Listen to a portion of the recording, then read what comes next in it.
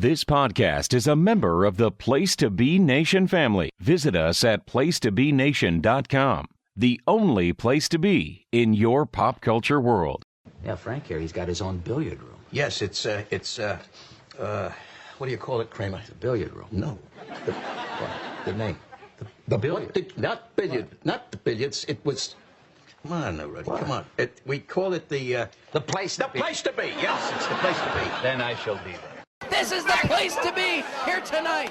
Time to play the game. Party people in the place to be. It's about that time. Place to Be Nation, Scott Criscola and Justin Rosero. This is the Place to Be Podcast. Very nice, Mr. Crisbola. Oh, I'm sorry, Dennis. I think they might hit a shock wall. Actually, it's being John Akiyama is a better version of it. What do you think, Woodling? You can finally tell Grant Owens you found new music. I'll tell you what, I am impressed. Charlos and Bram, just get him a rinky-dinky-dink. Yeah. Just get him a rinky-doo. Hey, Nate, man, this is pretty much a highlight of my life right now. I had no idea you were going to be here. I wanted to drive that freaking hoe train of my whole youth. You're the man. And I thought he meant Nate Milton, the Godfather from Kings of Sport. Do you really think that's the Godfather? Yeah, I did.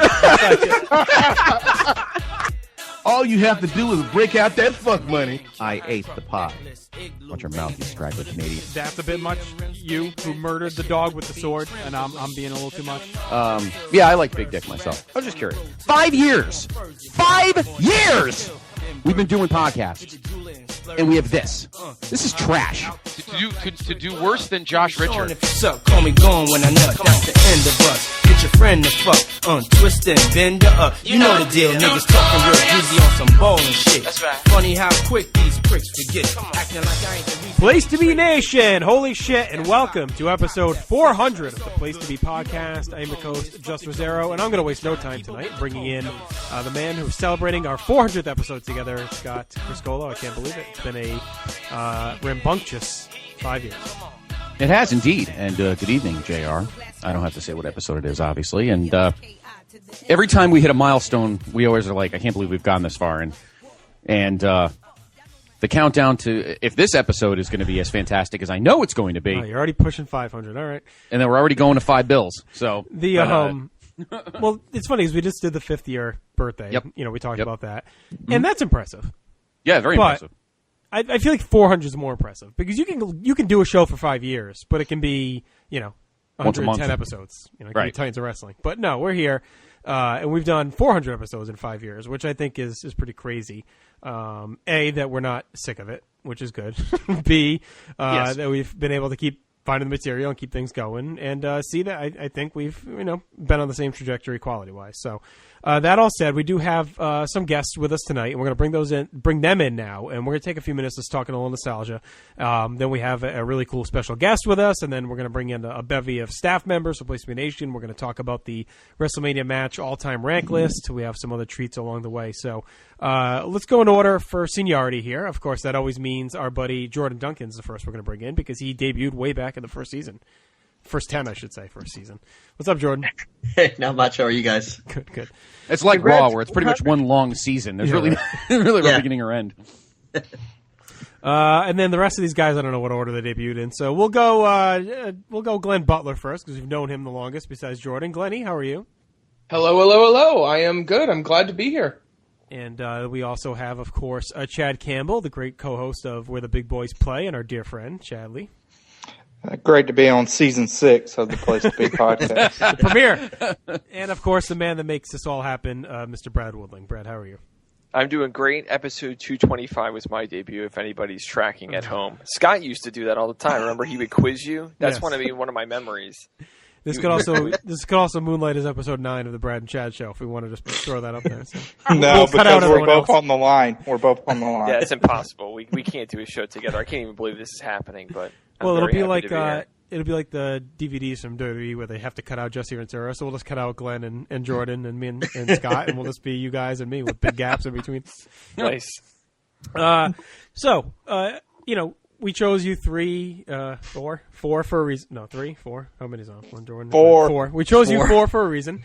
It's been a long week and a couple days of sickness here, but so we brought you 4 in for a reason because you're all very special to Scott and I in many ways. Of course, Glenn, yeoman's work at PlaceStation.com. I feel like you probably don't always get the publicity that you deserve, but do a ton of work. And you came in at a time, and Brad can vouch for me and Chad on this one. That when we needed someone desperately to help do the kind of stuff. You mean because you were all having children? Yes, we all were procreating, and Scott was rising up the ranks of the Knights, so we quickly needed someone, and you were a gift from God. So, and of course, we go way back 11 years, and we've gotten to meet over the last couple of years. We'll hang out in a few weeks. So it was important to us to have you here to talk, and Jordan, of course, as well, who we know for the same amount of time, 10 years. But also because you've been with us from almost the beginning on the show and the site. And, of course, Brad and Chad, you guys know the love we have for you for PlaceStation.com. So, and, of course, Brad, if it wasn't for you just how many years now? 3 years ago when you creepily came up to us in the parking lot of MetLife 3 years ago Sunday, actually. Right. It was 3 years ago. And actually, took a piss in the parking lot and dreamed up all this. we were walking through cars looking for a random bush. My favorite part is the complete no-sell of Brad. I really don't remember meeting you at all that day. Like, I kind of remember. I remember you reaching out to me from Scott Keith's blog. Like, oh, hey, I'm going to meet up. I'm like, all right, cool. No, I messaged you from the your old message board, the old it's still going, I guess. Yeah, and, it's still there. So Chad and I dreamed this all up, waiting in line at a porta potty for 25 minutes. Was I in there? I don't remember. So. I mean, if I was, I apologize. Who? Brad. Oh, yeah. I know. It was me, Brad, and Derek Cornett's girlfriend at the time. Yep. That's why you guys bought it so quickly. That's the brain trust of PTB. She was there. She gets credit for that. But yeah, it was 3 years ago. And actually it was episode 200 where you had kind of made like an offhand comment about Andy Flanagan potentially making a website. And that could have been more off. So I said, all right. So there you go. We're lucky to get. I mean, this is like the run of his life. He's on with the Seinfeld thing, Flanagan. I mean, he's churning out the content every week. Yeah. I've never seen anything like it from him.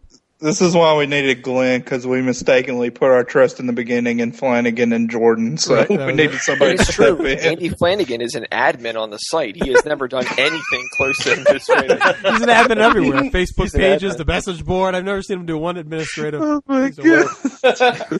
He's the hidden behind-the-scenes mastermind. Remember when Brad wanted all communication on the website to go through the Bigelow 34 message board? That's right. Well, I did well. You know, we were leveraging all the reviews that were already housed there, and I thought we'll just put a link up. And Justin was like, "Yeah, you know, let's get away from that." and then I saw the territory wars, and I was like, "Yeah, let's get away from that." And so we. Is that still going? I haven't checked in a while. I think it's still going. Didn't he shut that down? Like, didn't they have a big like thing about 8 months ago, and he shut it down or something? Yeah, well, he now he's on PWO doing territory stuff. Yeah. I feel like a slumlord with the message board. You know, just gotta let it be now. I'm a shitty landlord. I never stop by to make sure everything's okay. I'm checking it out. There's I know there's some guys that still post reviews there, so we thank you for that, keeping it alive. We still got a big shout out to Deep Throat Ghoul still hanging out over there. Yeah. Someday. Wait, what? What's his name? Deep Throat Ghoul? Oh yeah, like GHOUL. Yep. Yeah. Steve Riddle's still posting some reviews. Yeah. What kind of message board was Steve Riddle? Wow. Way back. Remember last time I heard that name. Yeah. Yeah. Well, when they figure out what Facebook is, you know, join the group. The live chats is going well. Riddle's, I think Riddle's on Facebook, isn't he? Is he in the live chats? I don't know. I thought I was friends with him. I don't know, but Justin, you need to go over here. Jizdale's posting too. I don't know who that is, but is he posting okay? Ghoul and Jizdale, huh? Is Jizdale is he causing problems? There's some virusy looking content on the recent post. I'm aborting immediately. So I should just delete him? Is that what you're saying? Yeah, I'm thinking some admin action needs to be taking place. I don't know if I'm even logged in. Keynote 5.3 torrent. I don't know. Well, no matter what's going on, that place is far more active than the old Blog of Doom, where most of us got together. That's true. YouTube sex, move the manual, what women want and how to give it to them, PDF, download, plug-in. So, yeah, that's... Oh, gosh, I'm sorry, Justin. We're just in number 400, and you have to redo the intro already. that's from Jizdale. Sure is! I don't even know how to log... I can't log in. Now I have to figure this out. Oh, no, it's the same. Welcome, Bigelow 34. Oh, this is a mess. Okay. Anyway, so this is fun. This is a good time. Any other nostalgic things, Scott, you wanted to touch on? It's great to have Brad on. I can't remember the last time I talked to him. Probably was episode 225, it seemed like, or 220. I believe it was Scott Papa. Was that what his name was? Brian Papa. Good Brian grief. Papa. Scott Papa was actually a sportscaster here in Philadelphia, in my defense. So, Brian Papa. Brian yeah, Papa. I wonder how that worked out for him. I think that was the last time. Was that a episode FundMe? 300? Was that a GoFundMe? Or was that... No, not a GoFundMe. Was that Starter thing, right? A Kickstarter. It was a Kickstarter, yeah. Just like somebody else we know that tried to Kickstarter. You haven't been on since then, Brad? Is that what you're saying? No, I did 300. And you did the Halloween. You did Christmas. Yeah, I did do a Christmas. I don't know if the holidays count, though, because that's... I that's only just, count them if it's a showcase where I can put myself over. So, I think it was that. I think you put yourself over just fine in that Christmas episode. There's still plenty of it in there. So. Mm-hmm. You weren't on the last Halloween one, too? The most recent one? No, I don't think he was. Oh, well. Anyway. So, yeah, there's many episodes if you're new to the show. Hopefully you stuck around. So, Scott, we're talking about our old friends here, and and Glenn and JD and Chad and Brad. One of our original guests on the show, way back, episode 6, was my friend from college, Leeanne Griffin, who is now works for a newspaper in Connecticut. We haven't talked to her since, what was it, like 34 or something like that, when she was 34. On. Her and Josh Richter were on. We're belittling you for not understanding Twitter, and we talked some Office. So that was, I think, the end of 2011 or summer of 11. So she hasn't been with us in all that time. So I recently reached out to her randomly, and I was like, "Hey, Leanne, we're recording episode 400." And I think she was like shocked that we're even still going, let alone episode 400. And was impressed and proud. So I said, "Would you like to come on for episode number 400? Since it's been a while, we'll talk a little bit." And Scott, she came on. We pre-recorded an interview.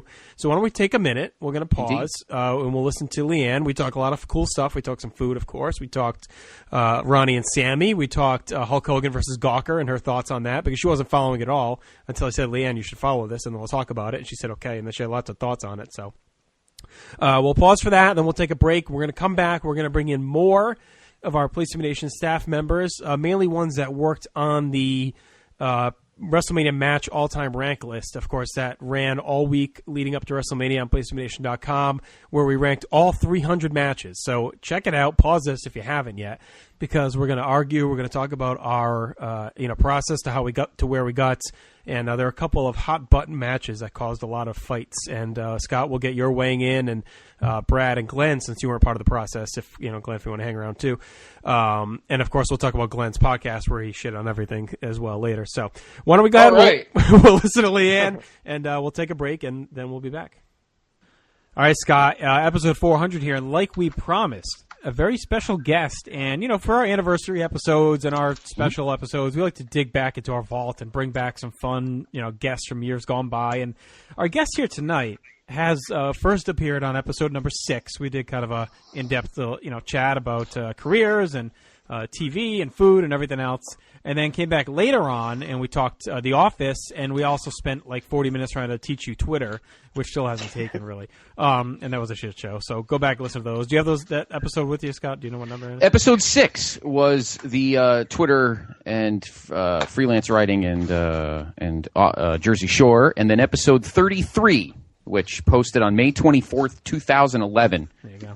We talked about The Office and social media. So that was your lesson, your master's class. And yes, lesson time. Yeah, and you failed. But anyway, so with us, if you haven't figured it out yet, the one and only, the great Leanne Griffin. Leanne, how are you? Good. How are you doing? Thanks for having me back. Oh, we're so absolutely. Excited. It's absurd because I think we've name dropped you probably a whole bunch of times. And then, we're gonna have Leanne back soon, and here we are 5 years later, and you're back. Yeah. Very excited though. So why don't you take a moment? Catch us up, all our listeners up on what the hell you've been doing. Because we last talked to you, you were running your own food review blog and kind of taking a little bit of a break from the pro news game. But I think you're back at it now, right? I am back at the pro news game.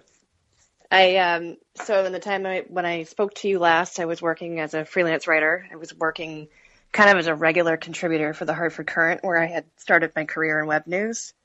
And since then, I continued to work with them. I worked doing a daily food blog and regular every 2-week restaurant feature columns where we'd go to a restaurant, we'd find out the story behind what they were doing and take beautiful photos and just sort of highlight what interesting, new, or very noteworthy restaurants were doing in Connecticut. And since then, I worked up at a news outlet in Springfield, so I was sort of doing double duty for a while. I was doing the freelance work and running news and sports and kind of everything all around at masslive.com in Springfield. Yep. Mm-hmm. And then I got the opportunity to come back full-time to the Hartford Courant in the summer of 2014. So I'm coming up on 2 full years of professional full-time food writing, which is pretty much the coolest thing you can do with your life. Right? Absolutely.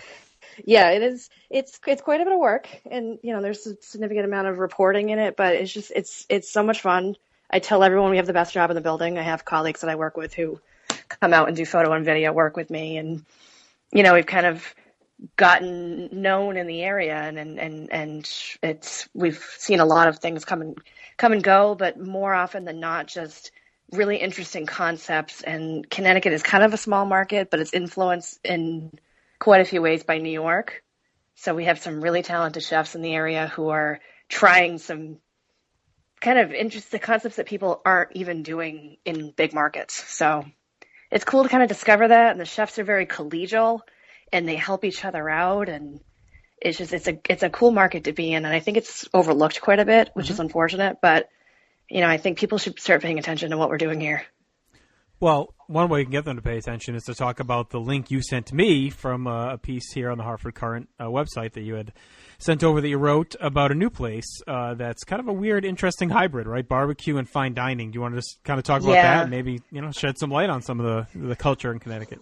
Yeah, so there's a chef here by the name of Tyler Anderson, and he opened a restaurant called Millwrights in Simsbury, which is a Hartford suburb, kind of a nice kind of bedroom community. And he does a lot of farm to table, and that's become kind of a cliche about everything he does is truly local. He works with farms that are within, a couple of miles of this restaurant, and has a great reputation, has been nominated for James Beard Awards several years in a row, and just has this wonderful opportunity to partner up with Bear Smokehouse, which has opened in Hartford, I think now 2.5 years ago. And it's a guy who had come here from Kansas City native, and has just kind of blown up the scene with this barbecue. Just the craziest. I've never craved barbecue before. I crave his food. And so the two of them kind of partnered up after they did a farm dinner together on a farm in Simsbury, where they sort of melded their talents. So they did the fine dining thing. They did things like smoking beets and smoking shellfish, and kind of thinking of these weird mashup things you'd never think to put together, and everything worked. And just two very, very talented guys. So they started a pop-up at the restaurant in Simsbury where they were doing things like kimchi pancakes with pulled pork, and taking barbecue bones and making broth to make things like pho and noodle soups, and just kind of things you'd never think to put together, and really cool high-end desserts with a barbecue sort of flair, like cornbread ice cream or things. And then they announced, so they started doing the pop-up thing last August, and then they announced in February. In fact, we got the scoop on this story because they kind of kept us in the loop. And when they signed their lease, they told us, hey, we're in it. And so they are actually building a full-time restaurant with that concept. Wow, very cool. In West Hartford's Blueback Square development, which has become a very hot place to be these days. So they are opening they're looking at late summer to early fall. Sounds like a Scott Criscola road trip is needed. Yeah, I will have to truck up there, yeah. Really highly anticipated thing, and just they're both so well known in the community, and there was just such an outpouring of support, like, oh my God, you're doing something so cool here. No one's done this ever. This is really sort of the first concept like it in the country. And, to me, my job is so much fun to sort of learn the stories behind these really interesting, creative ventures. Right. So, and you kind of mentioned it, and to clarify, it's more than just like you're going out, tasting the food and reviewing it. Like you said, you're, doing more of the reporting end of it too. Like you're not only reporting on the success of the restaurant or the food that's within the restaurant, but also the story of how the restaurant came to be and how it came to be successful. Yeah, that's the majority of my job these days. I do a little bit of reviewing, but we have what we call sort of cheap eats, small bites sort of things where we go someplace that isn't super expensive. So the kind of place you could go to for lunch or for dinner on the weekend and not spend a ton of money and just sort of try to find little niche places. Like we were down in Mystic today for another interview. And so we went to a Mediterranean place that I've always passed by because when I'm down on the shoreline in that area, I'm always eating seafood. So we went to plenty of great places. Yeah, absolutely. We went to this great little Lebanese place and they had phenomenal, really light, good Mediterranean food. And I said, this is the kind of place I might not have gone to if I wasn't working. Right. So, but for the most part, we are reporting. So we're meeting with chefs. We're interviewing people that are at the forefront of these concepts and learning their stories. And, there was a fair amount of reporting to it, which is good, which is my background. But yeah, it's a lot of fun. And then what we're doing is we're taking photos of these great menus for our professional photography, and then you just sort of taste the food when you're done because we're paying for the food as part of our reporting venture. So sometimes I do come home with bags of food like I did today. Can't beat that. Husband's a happy man. Yeah. He and you, of course, got that reporting background, as many may have heard back in episode 6. But if you're new to the show, working for me, Leanne, on the Assumption College news station. I know. It seems like forever ago. Band of misfits. So we go way back. And that's why I can sit here and ask you this, what I asked you last time, Leanne. How the hell do you stay in shape when you're driving around to all these restaurants, eating all this food and tasting it all out and this is your job? I mean, I probably could do a better job of that, but I've got a treadmill in the basement. You eat salads on your off days. There were times we did a whole pizza series back in September. Yeah, I remember. And it was a lot of fun, but we were going to, I think we chose 10 pizzerias across the state, and it was really reader driven. So we're asking people, where do you like to go? Where's your favorite place that isn't an obvious Frank Pepe's or Sally's in New Haven? Where is your little corners of the state? So we went everywhere from Litchfield to New London, which is way west to way east in the state. And we tried 10 different pizzerias and ate 2 pizzas at each. We tried to do a baseline cheese pizza. And then sort I'm of impressed. Yeah, I mean, but after a while, it's you're going to 2 pizzerias in one day and you might be really hungry at your first stop, but my colleague and I would you eat 1 piece of one, maybe 1 piece of the other, because you're going to get full really quickly. Right, you're going to have a stop to go. And then everyone back at the office is waiting for the leftovers. Where's pizza? Where's pizza? Where's pizza? So which place won? What was the best? Well, pizza it wasn't actually. It wasn't a top pizza. It was just we didn't choose one, but I did have a personal favorite. It was actually in Simsbury. It was a place called Little City Pizza. Okay. And we had never written about it before, but they did something with, I love white pizza. I love pizza with a white base. And it was something with chicken and artichokes and leeks. And it doesn't sound that lovely when you talk it out, but it was so good. So I can send you the link for that too. Well, neither does the clam pizza from Pepe's there. But I love clam pizza. I know, but it sounds awful, right? I mean, it does if you haven't tried it or if you're not a seafood person, because I have worked with people at newspapers who aren't from the East Coast, they're from the Midwest, and like, what the hell is that? What are you putting on a pizza? But they don't know what they're missing. Well, yeah. I had quite the experience last time I was there with my buddy Roger. Went there for work to the area, and where we are, we were just going to run out because everyone said, "Oh, we'll get Pepe's Pizza." And we're like, "Yeah, okay, we got some time. We'll go get it." So we're like, "Oh, we'll walk." It was nice out, and the walk from where we were to get the pizzas was a little bit further than we kind of planned on doing. And then we're walking back with these just huge pizza boxes, and like a fireman, we walked by, it was either a fire station or a police, it was something, and this guy took us back to work in his truck because we were walking. He felt bad for us, and we're like, it was warmer than we thought. We had, we had a shirt and tie on, and we're like sweating and carrying these 2 huge pizza boxes. But the pizza was very good, and we did get the clam that day. So yeah. I'm looking at the list. I'm looking at the article now, Leanne, and there's a lot of these places I've never been to before. Yeah, they really were kind of like hidden in the middle of nowhere. This Bohemian Pizza out in Litchfield was it was such a wild place. Like cow print booths and It was a canoe upside down on the wall, and just album LP covers all over the walls, and just it was when we had it. I'm looking at it now: pineapple, barbecue pulled pork, just all kinds of stuff. I think Scott should try all these, and then we'll have you back on. Yeah. Because the only one on your list that I had is Tolly's in East Haven, and their pizza is excellent. I like their pizza. Yeah, that a lot. was a great place. But there's a couple of if you do another one, there's a couple of places I can recommend to you if you do another like a sequel. If you want to do another 10 places, I got some places for you that. I kind of think we have to. We got so many emails after that. People get angry. It's you missed my favorite. You don't know anything. Sort of attitude. It's just nobody eats pizza in Thompson. It's like but then people we went to this New England pizza in Vernon. It was the kind of place. It was funny because I grew up in Worcester, and the New Haven style pizza was all new to me when I moved to Connecticut. And sort of that thicker pan pizza. If you look in the picture here, it's just like a thick round pan pizza. It's a Greek style pizza, and that's what I grew up with in Worcester. And so we get to this place, and to me, it was so nostalgic. It just the places that I grew up with, and I think I ended up meeting the owner's son there, and he emailed me later because I gave him my card. He says, "You have no idea. We're so excited to be part of this," and they were it was thrilling, and it's just to sort of be able to give that to a business through your work is really exciting because people have been in it for 22 years or something. Just was longer than they might have been around close to 30 years. 1982. So like the nicest people. Well, Leanne, we have many things in common. Went to school together, reported the news together, did some stupid shit together. We love pizza and love to eat. Yeah. We also love the Jersey Shore. Yep. And the Jersey Shore went away, sadly, a few years ago.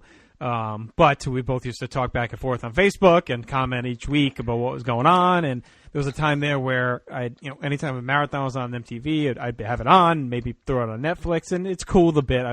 It's kind of moved to the back of my brain, but it's always still there in my heart a little bit. And when the news came across last week that Ronnie and Sammi were back together. Yeah, no kidding. I kind of expected it. Of course, but just to see it come out of nowhere, Yeah, I to be honest with you, I actually did watch the spin-offs that Snooki and JWoww. How were those? It was interesting because you saw them in their role as the party girls, and then you kind of see them move on, grow up, get married, and have kids. And it's a little bizarre, but they're kind of trying to figure out motherhood together, and it's endearing. It's just they've grown up. Right. I know it sounds insane, but it just to see them in a whole different light. I mean, Snooki's still Snooki; she'll always be Snooki. But to see her as a mom and to have that much more responsible attitude, like I kind of had a different level of respect for her. Yeah, she came a long way. I mean, you watch those first few episodes and just the train wreck potential. I mean, you might have said if there's anyone that's going to die of alcohol poisoning on the show, it's going to be her. Yeah. And then she, got herself into shape. She had a baby, and does she have two or one? She's got two, and then she and Johnny got married, and she I think they have a new show. I meant to mention this to you, but they have a new show where the two of them are flipping houses. Yes, I saw the commercial for that. Yeah. Is that on TLC? Yeah, something like that, where they're flipping houses down by the Jersey Shore, and that's kind of their new business venture. And I think she has a clothing line, and she was on Dancing with the Stars, and I mean, she's turned that whole kind of shit show into a pretty much bona fide celebrity. Yeah, unfortunately for her, she'll always be number 2 as far as women flipping houses on that channel, as far as looks go. But no, it's good. It's good to see her do that. And Ronnie said you're not going to find love at the Jersey Shore, but they almost all did. I think. So she married Gianni, and then Roger showed up at one point, didn't he? Yeah.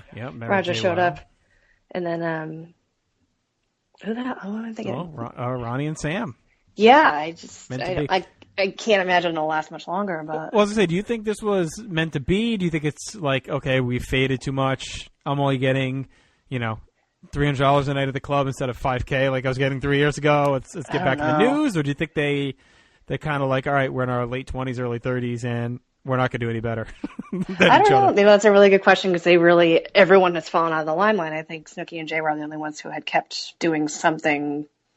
Right. Remotely related to showbiz. Oh, Paulie, I guess, with the DJing, right? Yeah, but then he kind of that kind of fizzled out too. Yeah, he's probably. I mean, he He's got to be working clubs somewhere, I'm sure, and doing okay. If anyone, he had at least some kind of transferable skill other than show up and drink. Right. So. Yeah, he did. He was at the Big E a few years ago. Oh, jeez. Maybe 2 years ago, he was at the Big E. Was he DJing or was he just hanging out? He was DJing. I think he closed out. I think it might have been 2 years ago. I'm trying to think. I think I was still working in Springfield. This might have been like 2013. It's quite the gig. And then spinning in front of the Rhode Island house. Yeah, but they go from these huge gigs in Vegas to West Springfield, Massachusetts. I mean, it is the Big E. I mean, yeah, but still, it's it's still a downgrade. Oh, where are you at now? Paris? Yeah. You at the Bellagio? No, at the Big E. Western Massachusetts. Yeah. Where? Yeah. I haven't been to the Big E in forever. I gotta try to get there with the kids maybe this year or next year. Yeah, we that's one of the big things we cover every year. That's because there's a huge contingent from Connecticut that goes up there, so we go up every year for the media preview. This year it was fried martinis. Oh, fried martinis. It was fried martinis, and they wouldn't explain the exact process behind it, but it was something like, yeah, it was frozen. They got a ball of, it was something. It was very boozy. Surprisingly, they somehow froze kind of like an ice cube. I would say like an ice cube of like Cosmopolitan or apple martini or something, to the point where they were able to cover it in batter. And I know alcohol doesn't freeze unless it's ridiculously cold, but then it turned into kind of like a munchkin sort of consistency where you bit into it and you were tasting boozy jelly. And I wish I could describe it, but I mean, I was surprised because I know alcohol cooks off. Right. I was surprised at how much booze I tasted. They must have really loaded the thing up. Yeah, wow. It was kind of fun. I mean, I don't know if I would go out of my way to get it again, but when it's part of your job, that was the assignment that we had for this year. We try to do something different every year, and the first year we went, we did we just kind of, I'm trying to think of what we did. This year we wanted to do a different angle, so we looked for cocktails and beer and sort of the 21 plus venture as the Big E, like drink your way through the Big E. Right. And so there's lots of craft beer tents, and there was a martini tent that the V1 Vodka people who made the fried martini had done signature cocktails, and so kind of went around looking to see what you could do as sort of a 21 plus visit. And there's these huge margaritas that come in jugs, and it's just a playground. It's fun. I brought my colleague is from Philadelphia, and she had never been, and she was just like a kid walking around. She made us go down the slide. We went down the giant slide. I was wearing a dress. Well, you put on a show. I remember your 21 drink through AC. Never mind Big E. Oh my god! But anyway, that's 14 years ago now. I know. Well, let's say you're 21 very plus toward the Big E. But the Ronnie and Sammi, that ties in well, of course, to the fried martini. So let me ask you this, and Scott, you can weigh in. I know you're a Jersey Shore guy. What's your prediction? By the time Scott and I get to episode, we'll say 600, so we've made 3 years. Are they still together? Are they married? Are they broken up? Or are they dating still? Oh, I really think it's anyone's guess. I wouldn't have seen them together in 2016. So maybe married, had a couple kids, and then massive. He beats her. Well, I don't want to say that. I was going to say massive. I shouldn't joke about that. I'm sorry. Just divorce, painful divorce.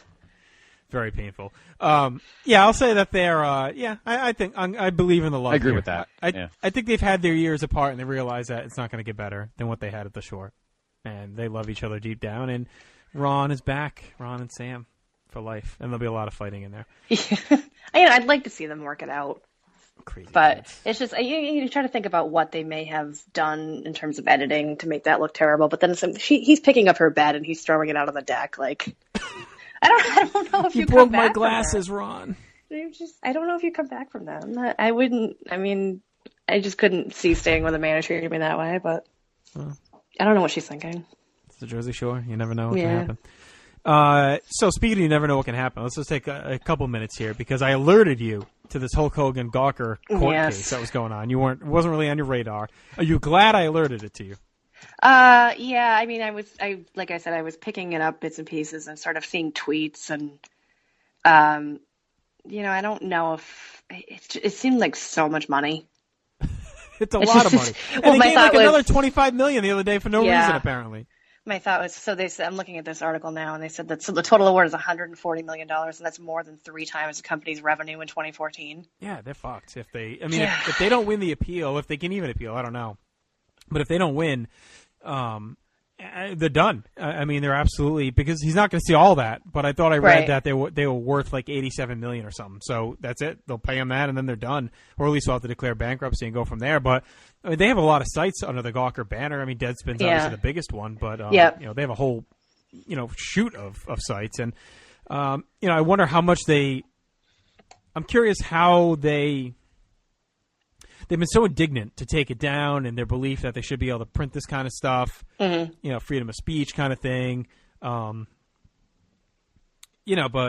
you wonder deep down if they would have traded those values and standpoint in to just have not, said fuck you when they asked them to take the story down and just take it down. Because it'd be a lot less headache. But if you're familiar, it's a really irreverent type of brand, and there are times where they've done good journalism, but at the same time, it seems, I don't know, it seems that there really wasn't a ton of newsworthiness, right, in his tapes. I just kind of thought it was tawdry and kind of unnecessary. Yeah, it just seemed like, I think if there had been something where he had been, I mean, I don't know. I don't have a ton of valid opinions on the case, I would say, but I was kind of very put off by something that had been said. I just kind of caught in a tweet, but one of the female editors, I think the jury had asked her if, she was sleeping with her higher ups.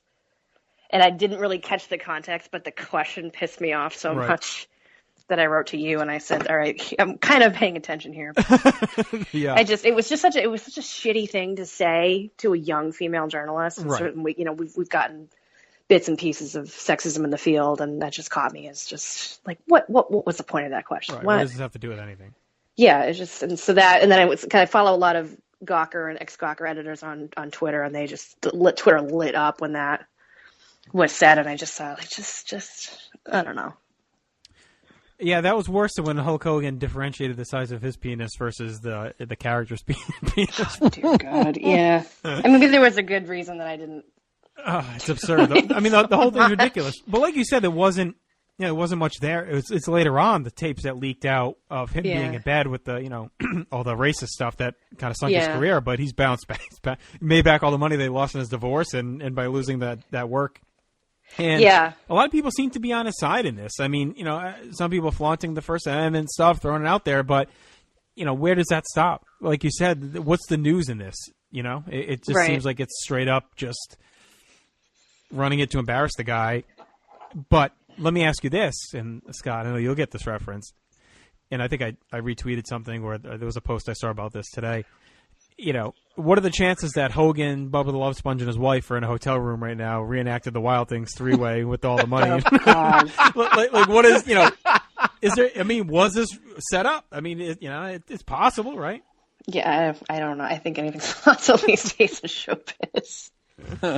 Yeah, it's so much money. I don't think any other news organization has ever been in this position. Right. So it's just there's really no precedent for it. And I think we're all going to be paying attention to what happens in terms of them financially. Yeah, for sure. I mean, I couldn't believe when they, people weren't sure if he'd even win. And then to get that award was crazy. And then more. Well, and the crazy part to me is, with all the stuff that came on after, is what you could argue sunk his career more. The sex tape thing didn't really affect him at the time. Like, he was still with WWE and all that was going on. And it was when the racist stuff came out, last year, when those tapes leaked to him, talking about his daughter dating a black man and all this other stuff. Yeah. That's what got him canned from WWE and really sunk him. And, it's funny that I thought for sure that argument would be one that they'd use. Say, hey, you didn't really lose out because of the sex tape. I know you have the aggravation and all this other stuff, but that's why I thought maybe Gawker would be okay. I feel that, and I don't, it's kind of apples and oranges, but that same defense was used in a different way with the Erin Andrews case. Right. That the attorney for the hotel had been saying that they thought, just a shitty thing to say, but her career hadn't suffered Right. That she actually But- benefited. So, yeah, you know. which is terrible. And I Right. feel, I saw a tweet that was sort of comparing responses to Hulk versus her, and people saying, well, that's so much money. She doesn't deserve that kind of money, blah, blah, blah. And then them going, well, good. He deserved that. Good. And just sort of this, Right. hello, this is a huge double standard here. Right. And the hotel was worse because they enabled. I mean, it's not like Gawker put the video camera in, Right. Bubba's yeah, bedroom. There was a whole different story, but I just thought we're looking at two invasion of privacy type cases involving famous people. Right. And you're reacting to it in such a, what to me seemed like a huge double standard, but I was just, yeah. It's just, yeah. I mean, just anytime we were saying my character of Hulk Hogan's, dick is 10 inches and mine's only 6 or whatever. I mean, that's the court case of the century right there to me. I'm hoping this is like they're doing the OJ thing now, the American Crime Story. I'm hoping we get the Hulk they'll Hogan do it. sex Yeah. scene. Yes, that's. I can only I'm imagine. not sure I'd watch that. That'll be fantastic. Let me tell you. Yeah. So, all right, Leanne, we want to thank you for taking some time here tonight to join us. It was awesome to talk to you here 5 years later. But we're not going to wait 5 years the next time. We're going to have you back Absolutely not. after Scott downs all the carbs in the pizza. Yes. We'll bring you back to discuss, and hopefully this Hogan thing will be completely wrapped, so we can talk about that some more. Hopefully we'll be talking the wedding of Ronnie and Sammi. Talk about that again. We'll talk about everything. Or maybe we'll pick a show that we can talk about. Start paying attention to. So. Yeah. Well, I'm always happy to talk to you guys. So thank you again for your time. Anytime, and It's great to have you on. Yeah, keep up the great work. We'll you too. keep everyone. Of course. So why don't you just let us know quickly on Twitter how we can follow you and Hartford Current. Obviously, just kind of search your name and tag you out there. Yeah, on Twitter I'm L Griffin CT, LGRIFFIN CT, and I work for the Hartford Current, and our entertainment brand is ctnow.com. Yep, that's right. So that's the majority of where we have our entertainment and food. Maybe you should do a top 10 Chinese places in Connecticut, because I personally think they all stink. So if you can find a gem, let me know. Because the one that I used to like, there was one Dynasty in North Haven. And they won like the Advocate Best, and it's closed. So I don't know. I don't even know where to go now. So you have to find me a good Chinese place. There's kind of a fancier Chinese place in Middletown. That's it's called Forbidden City Bistro, and it's definitely much more upscale. And it actually kind of looks like an art gallery inside. It's beautiful, but in terms of fancy stuff, they win a lot of awards. I think they've been around about 10 years now. Oh, okay. But. Forbidden City sounds like we were done with Triple H, Scott. Come to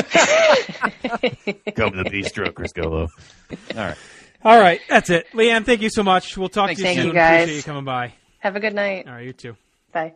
Promotional consideration paid for by the following. What's up, everybody? This is Kevin Kelly.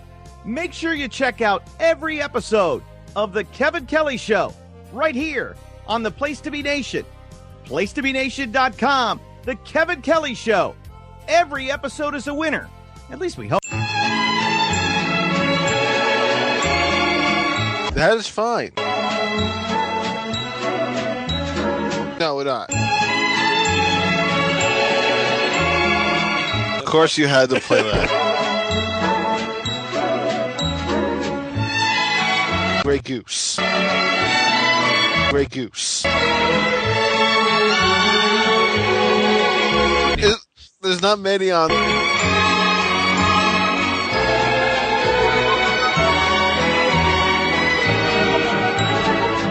I'm looking forward to everything.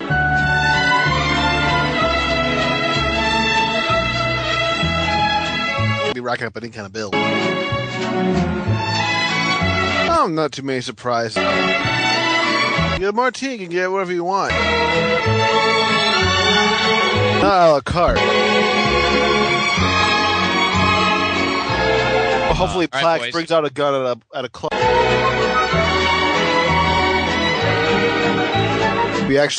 We're all done. We're all ready for it.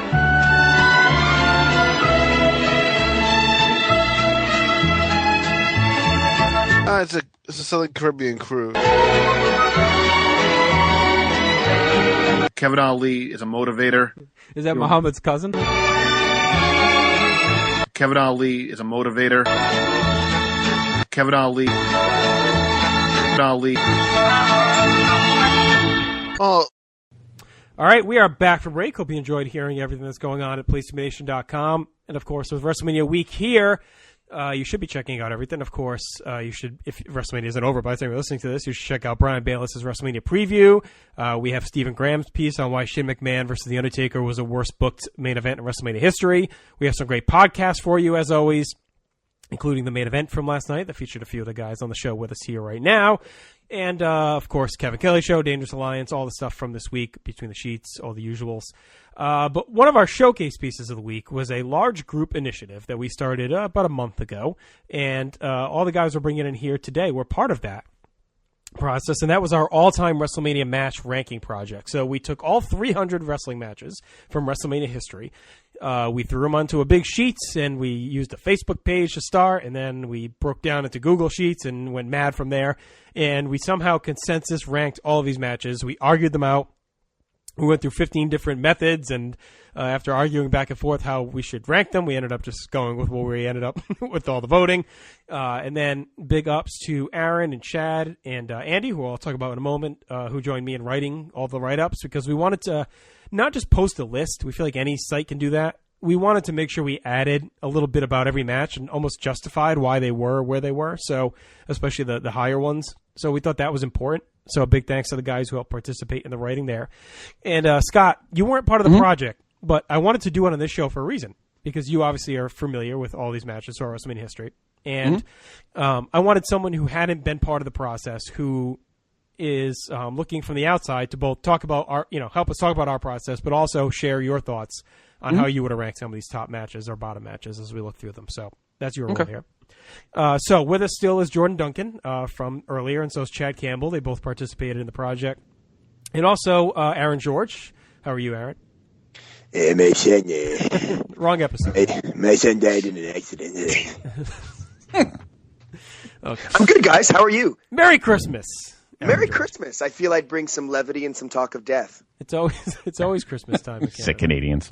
All right, and we have episode 400. We have two brand new voices here. I think one of them you may have heard in the past popping in for like a quick one-liner. I feel like I've heard him before, but I don't know. It's been a lot of episodes. But we've known these guys, Scott, since like 2003 or 2004. So we've been good friends for a long time. One of them, of course, and that is Andy Helene. And I know I probably just butchered your last name, and you think I know how to say it. But of course, Andy, we've been tight for a while. We traded DVDs way back in like 2006, I think. And you're new to PlayStation Nation this year. We're thrilled to finally have you on board, and you've been a podcast maniac this week. But welcome to your official Mothership debut. How are you doing? Hey, I'm ready to talk about X-Files tonight. Let's do it. All right. We can do that. Did I get your last name right? I am so sorry. Oh no, you actually got it right. It was Boom! cool. Look at that. Fuck you, Crispolo. Okay, and hey, I got it right last night, so I don't know what you're talking about. Okay. And finally, of course, joining us as well is our buddy Neil Trauma. You know him as the Walt Disney World Traveler. Neil, how you doing?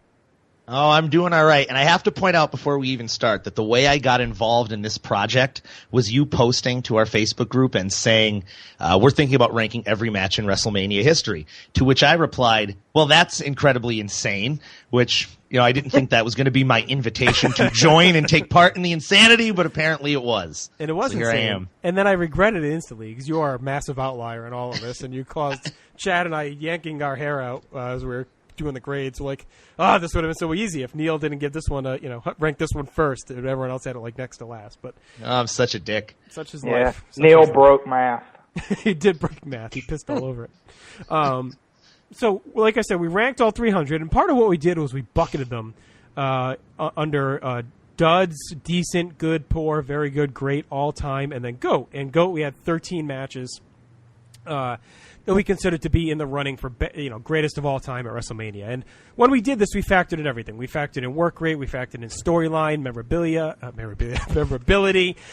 importance of the card, the gravitas food of the at the match. concession stand. Yeah. I factored in Ambiance, memorabilia. the music, everything. So it's the whole package. It's not just pure work rate. It's not just snowflakes. It's everything. And that's how we bucketed these. And then inside the bucket, we ranked them and voted and assigned grades to them. We were ranking within the bucket, and that's how we determined the overall order. So what I thought we'd do today is go through our kind of bottom 10 and our top 13 or so GOATs. Argue those out, talk about our thoughts behind them, and then if we have some time, I figured we could kind of talk about any other ones that led to, gigantic arguments. So was anyone out here that was part of the project against our bottom two, which were Jerry Lawler, Michael Cole, and Vince McMahon and Bret Hart? Because I know we had some, debate. Do we consider all the squashes that happened or those, putrid diva matches that happened a lot in the 2000s as the worst? Or do we factor in the build, the importance, the hype?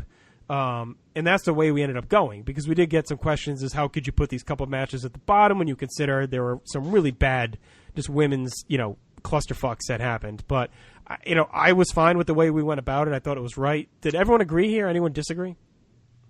Yeah, I agree wholeheartedly. Like we didn't really argue the middle bottom ones, but even like the squashes being duds, I mean, most of them served a purpose for the most part. And even the Divas stuff, there was something behind them. Like you're not expecting much when the Cat is fighting Terry, right? But like when you devote like 40 hours to Cole and God, what the hell's his name? Lawler. Jerry the King Lawler. Jerry Lawler. Why can't I remember him? Quickly when you devote that much time to Jerry it's Lawler. absurd. How about you, Chad? Yeah, I mean, I was there for Lawler versus Cole, and that was a match going into WrestleMania 27 may have actually been one of my most anticipated matches.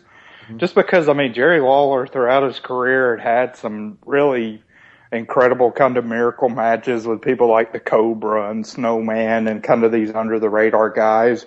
But it was just so long and so drawn out. And as bad as that main event was at WrestleMania 27, I really think that Lawler versus Cole kind of sealed the fate for that show overall to be in the bottom third of most WrestleManias when you rank it overall. It was just a miserable 30 minutes to be sitting there live. And the fact that it didn't end the feud was even, everyone And expected Cole it to end. wins. Like, the ending of that is just dumb, too, because Cole ends up winning. And, it should have just, because Lawler had the really good matches with The Miz around that time. Mm-hmm. So they should have just had, Lawler beat up Cole pretty much for 5 minutes. He gets his WrestleMania moment, and that's that. I think that's what happened with Bret versus Vince, too, Bret was so limited.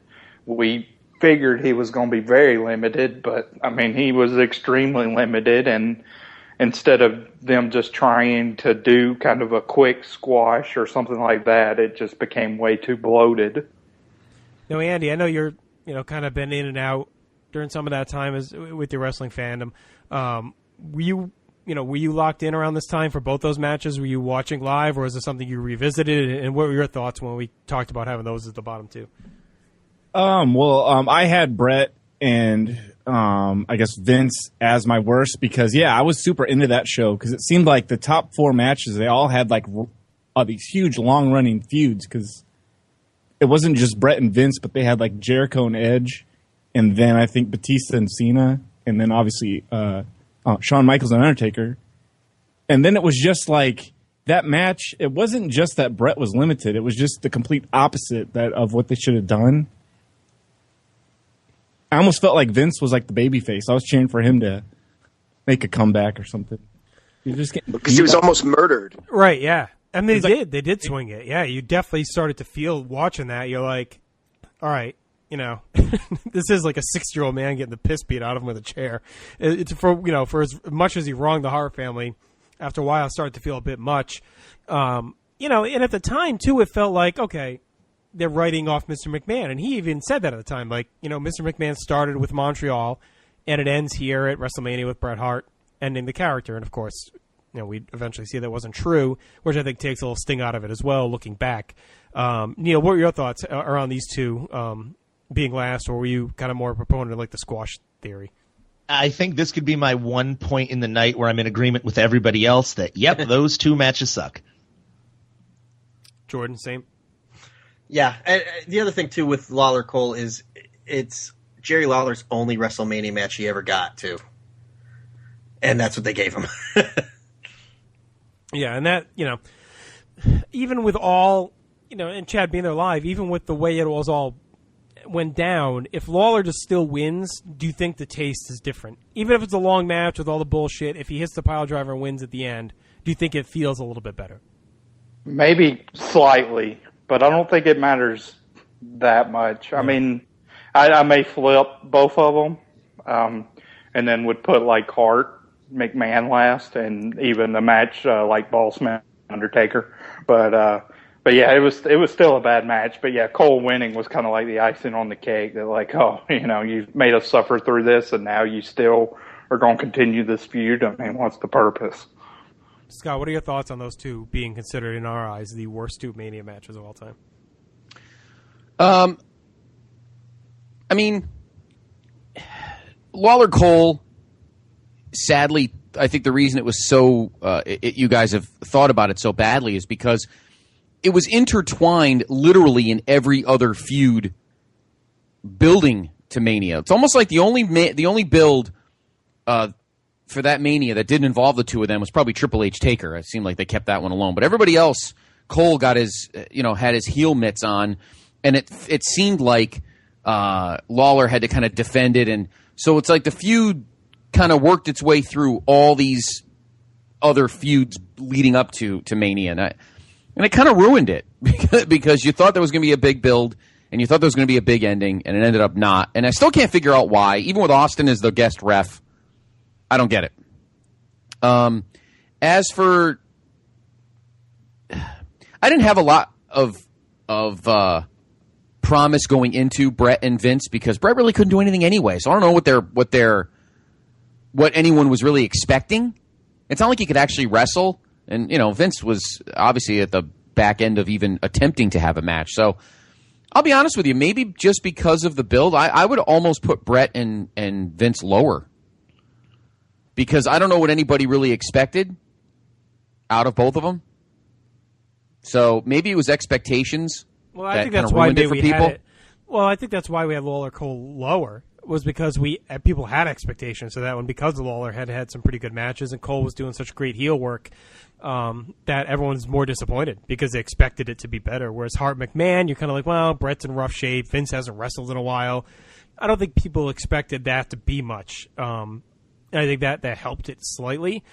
I said at the time, and I've said it ever since, what they should have done was either had those guys in Cena and Batista's corners, and then if Cena wins, Brett gets 5 minutes with Vince, or just do a tag match, which was heavily rumored too, with the title on the line, Cena and Brett versus Batista and Vince. You could have also done, but I thought for sure those feuds would be tied together.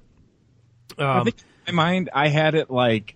With Vince and Brett, I kind of had it like what they did with this Sting and like Triple H last year, was where they had the NWO and like DX get involved. I thought maybe they should have the Stooges come out, Austin on his four-wheeler, even right. Shane, and have all these other guys because they're limited. So have these other guys like get beat up or. But if they did it like last year, Vince would have won. Right. So everything but that part, I guess.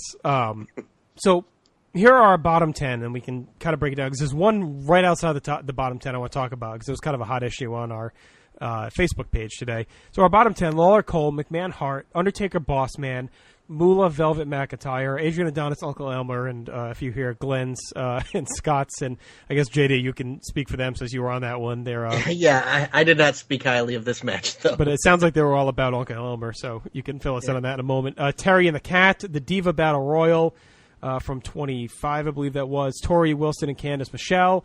10-woman tag from WrestleMania 26. Sable and Tori against Jackie and Stacy. And then Akibono Big Show. And then right, 3 spots above that, just outside the bottom 10, Hulk Hogan and Yokozuna from 9. And we had a couple of people kind of arguing that on our Facebook page today, thinking that that match shouldn't be, looked down upon as much as it is because of the moment, because of Hogan coming back and shocking everyone, winning the title. But when you weigh what that meant to the rest of the year in the WWF, like, I don't care about the moment because it was the wrong decision. For as fun as it may have been for 30 seconds, it really set back the company multiple months. And Hogan clearly was in no mood or had no desire to do business with them at all. I don't understand the justification where it should be any higher. Does anyone believe that Hulk Hogan and Yokozuna was too low on this list, or in general? The only reason I would maybe excuse it being higher is just because it's so short. You know, I would rather watch a short bad match than a long bad match. But that's the only thing. Yeah, I mean, if it's higher, it doesn't go much higher. Right. Like, it can't. Like, it's too disastrous. Yeah. And the black eye is too pronounced. Right, so even something like Undertaker, Giant Gonzalez, which is a little bit longer, which recently rewatching it, I said, Chad's going to laugh, but I really don't think it's as bad as people claim it is. Come on. I watch it again. It's really, they hustle. Like, Taker really hustles. It's not that hustle. bad. I don't think you know what that means. Yeah, watch it. I do know what it means. Watch the match. Going off your memories from decades ago. Dude was getting tickled by Gonzalez's suit while he was watching that match. It was a good story they told. Anyway, I'd rather watch that than some of the other stuff that's above it. I'll put it that way. But yeah, how about you, Andy? Any thoughts on Hogan and Yoko in that spot? I almost wouldn't even have even had it on a list at all because I don't know. I don't like it.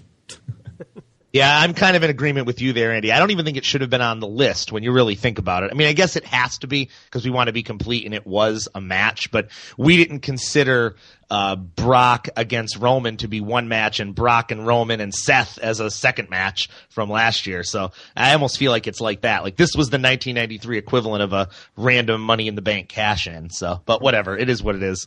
I guess the difference is Bret Yoko ended, whereas Reigns and Brock didn't. So it was kind of the continuation of one piece. You know what I mean? Whereas Hogan Yoko was almost like a brand new match because the match had completely been over when he came out. Yeah. I guess that's right, my thinking behind it anyway. Sports Radio 66 WFAN. They're talking sports, going at it as hard as they can. It's like a mad dog on the fan.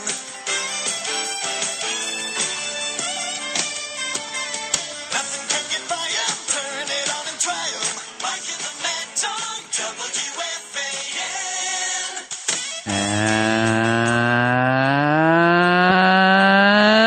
Good evening, everybody. How are you today? We're Radio Row in Dallas. We're here in Dallas.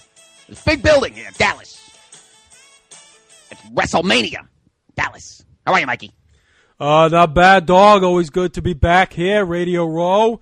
Look at WrestleMania. We see all our friends, even that idiot Michael K, with his big head sitting down over there. We're looking forward to it. It's always going to be a great time. We'll be up in the box with Jerry here in Jerry Jones land. Of course, me and the tuna will be up in the box. We'll have our Giants gear on, though. Huh, dog? Huh?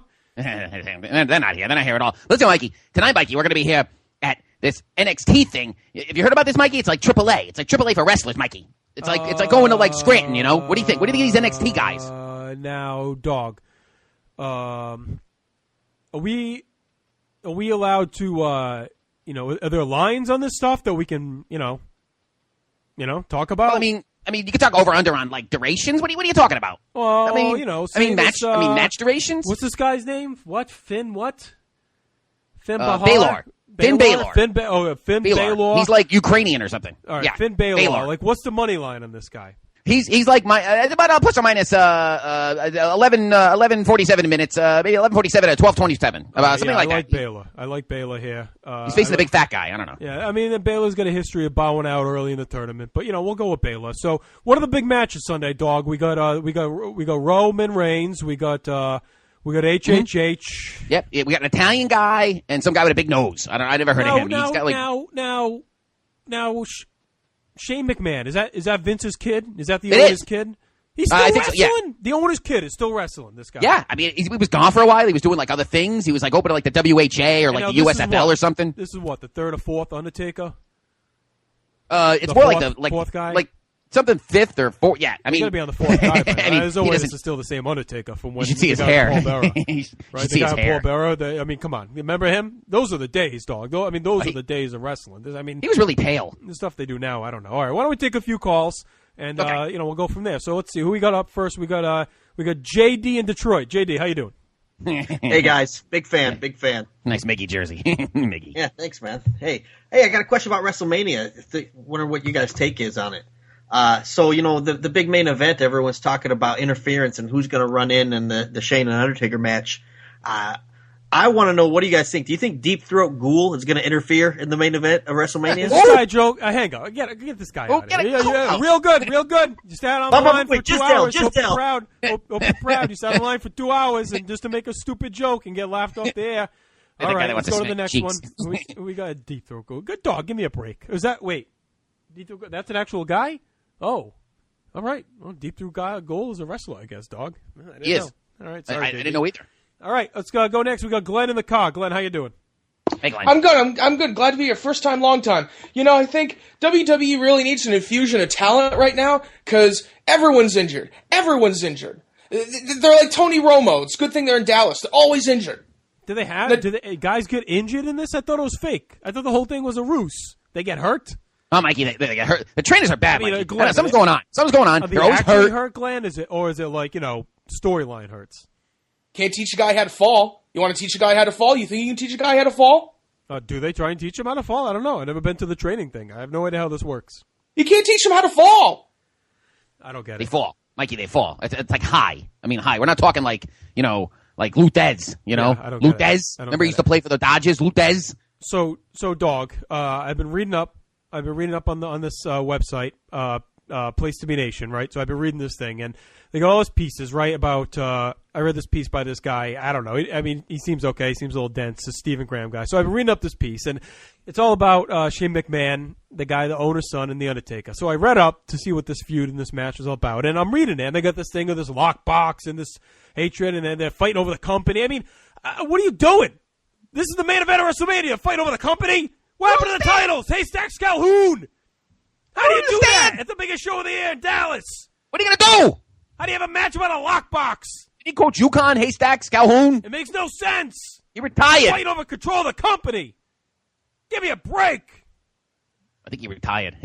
All right, we got Brad and Philly on the line. Brad, I can't believe it, dog. What happened? What happened to Antonino Rocca? Those are the days. So me and my Brad, welcome to the grandfather show, used to Brad. go down at Madison Square Garden. Thanks for taking my call. I wanted to ask you guys, do you know, is Hulk Hogan going to be there? I'm trying to understand, why he's not in the main event. And, if Vince and Vince's kid, is Hulk Hogan going to be there, guys? I know he just got a big win. He's a great guy. And Jimmy, is Hulk Hogan on this show? Is Hulk Hogan there? I haven't heard of Hulk. He's going to have some legal issues, Is when he? you got to get out there. I don't know. Get out in front of it. Out in front of it! I spent some time with Hogan at a golf tournament 15 years. He seemed like a nice guy. I kind of lost track of him, though. He's still. Mike, you don't want to know what's going on. Hulk Hogan, that's the same guy? He's got to get in front of it. It's not like The Undertaker, where there's been a few of them. What else you got, Brad? All right, we're going to take a break. We'll be back in a moment, right after the Flash of Mink. We'll be right back. How did Yokozuna not fire Mr. Fuji immediately? Worst manager ever. He really is. Worst manager. Him and Frenchie Martin. Taker Boss Man. So Taker's kind of weird on this list, right? He's got a bunch at the bottom and then a bunch on the top, not much in the middle. He's either been really good or real bad. I didn't want to talk about that match, any memories of it, and because for a long time that was considered arguably the worst match in WrestleMania history, and it's now been surpassed. When the most memorable spot is the Brood hanging the Big Boss Man after the match. I don't remember much from the match itself, other than it being super disappointing, but. Yeah, it's very plotting. Taker versus Bossman on paper really doesn't sound that bad to me. Sounds like could be a pretty cool slugfest, Hoss type match, but this one just didn't have any heat, any energy. I think WrestleMania 15 being known as kind of one of the worst WrestleManias quality wise, it's easy to kind of pick the worst match on that card and say, well, this is kind of justification for a pretty bad card quality-wise in ring across the board. So that doesn't help it either. But it's very long again and very heatless and just not a lot going on. I watched it about 6 months ago, and it's a chore to sit through for sure. I think what hurts it, too, is the alignment. Scott, what do you think of that? There's no face heel drawn in the sand on this one. So the whole feud was convoluted with the corporation, the ministry, and this kind of is like the shining beacon of it all. It's like, here we go. Who's the heel? They're both heels. Who are we cheering? And there's two guys plotting through this cell match. And to me at the time, too, it felt like cell overload. Like they fell in love with it quickly in 98 and like, another one already at Mania. And it's like, do these guys really, did they really need a cell match for this feud? I don't know. It felt way too much.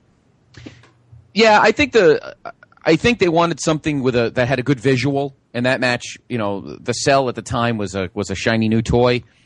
But I agree with you that the key problem here is they really didn't differentiate the sides until after Mania, and even then, of course, it got confusing, and then the higher power and all that crap. So clearly, the problem here is who do you root for? I mean, Taker, other than looking really cool with the new beard and the robe and all that stuff, you really didn't know what to invest yourself in.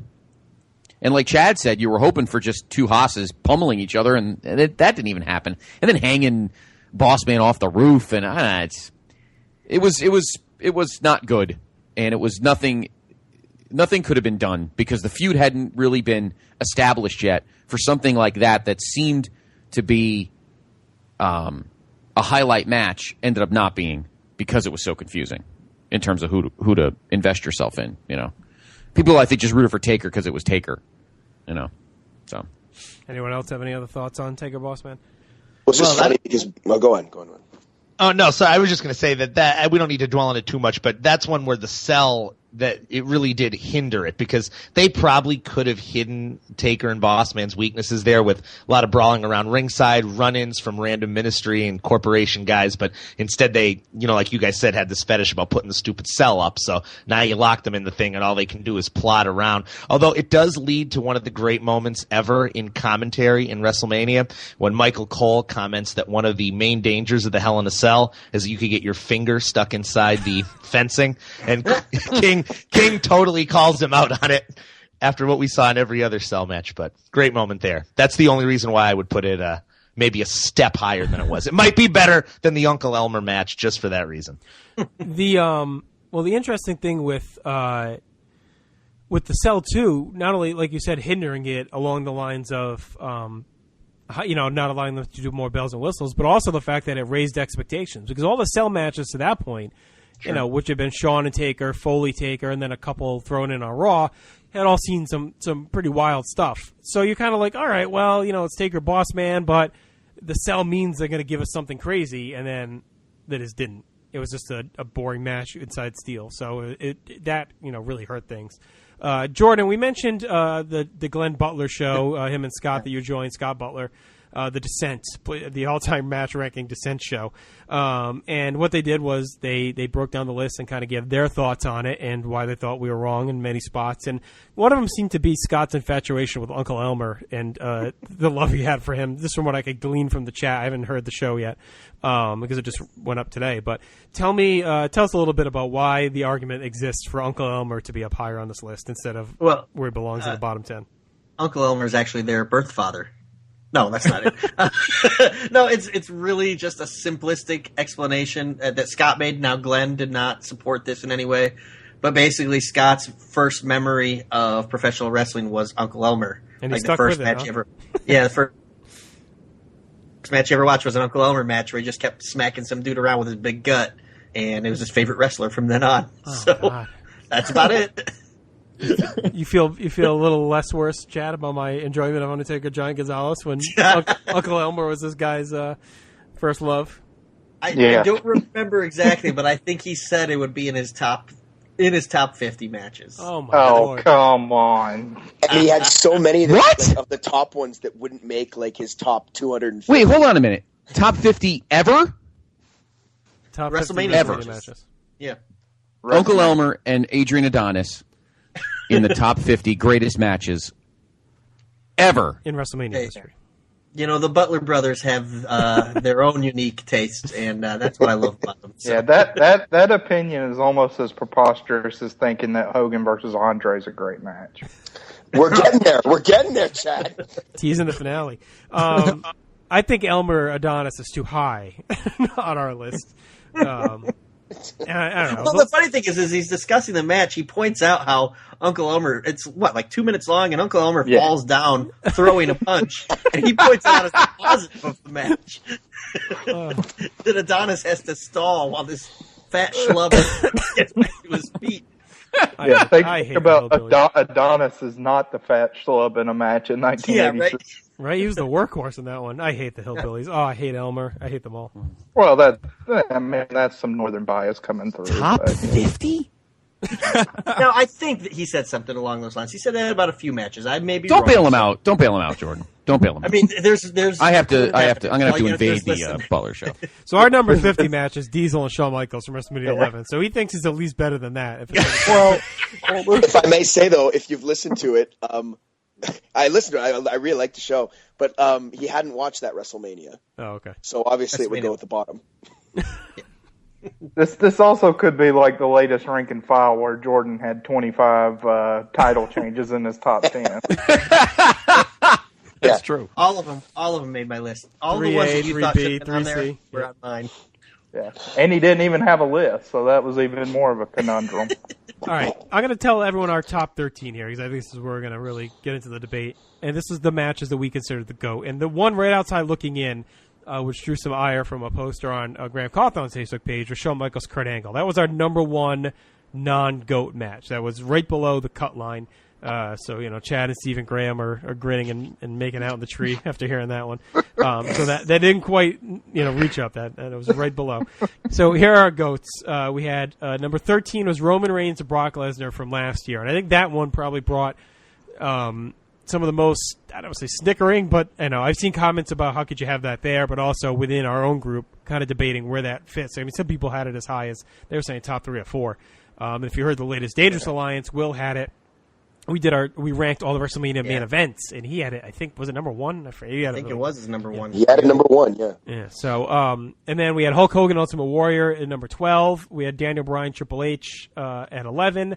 Razor Ramon, Shawn Michaels at 10. Randy Savage, Ric Flair at 9. Hulk Hogan and The Rock at 8. Steve Austin and The Rock at 7 from WrestleMania 17. That's another one that drew some debate. Hulk Hogan, Andre the Giant, our White Whale was at number 6.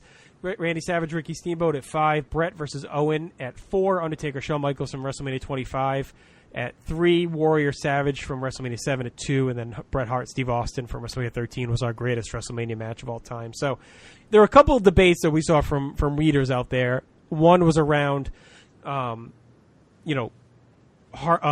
Steamboat not being the greatest match of all time. Some people still kind of cling to that because it was for a long time in many people's eyes.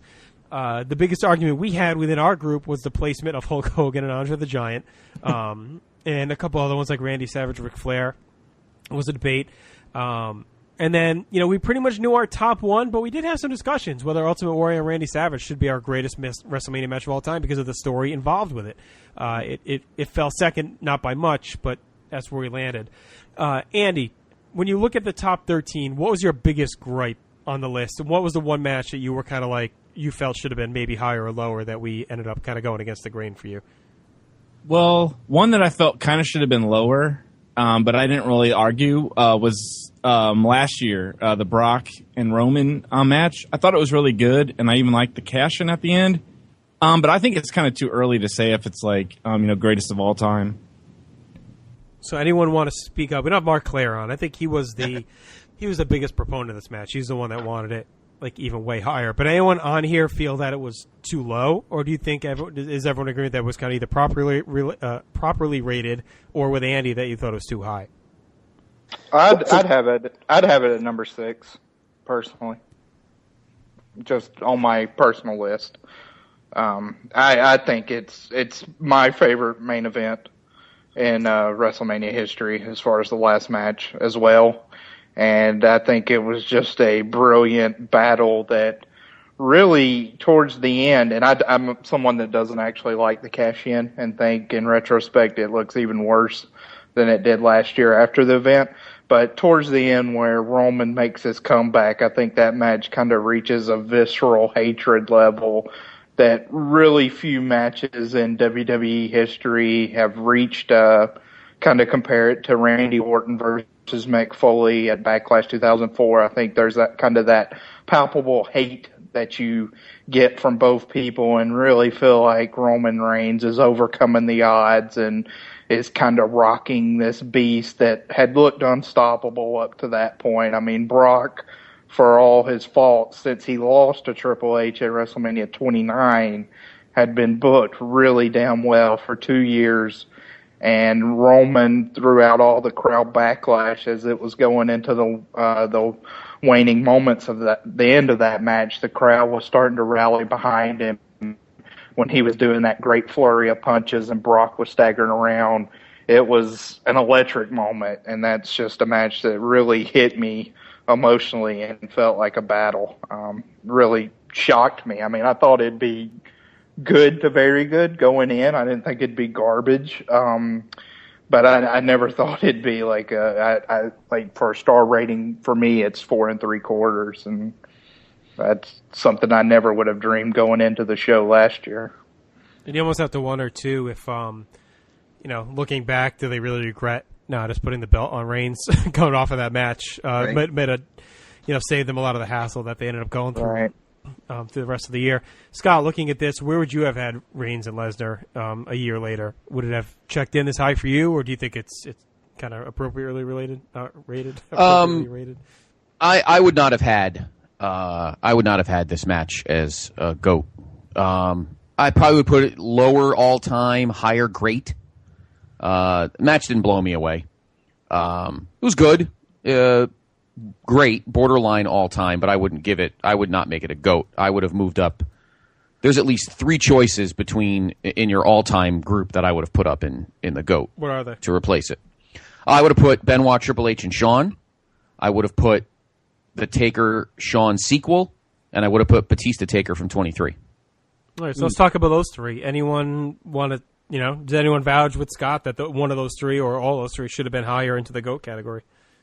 The only thing I would say is that, the only one that would come close, and it's only on Live Watch, would have been the triple threat, because, the big draw for me anyway, with Reigns Lesnar, and I think it's about right in where it is, but the big draw is the pure catharsis and how much you're drawn in.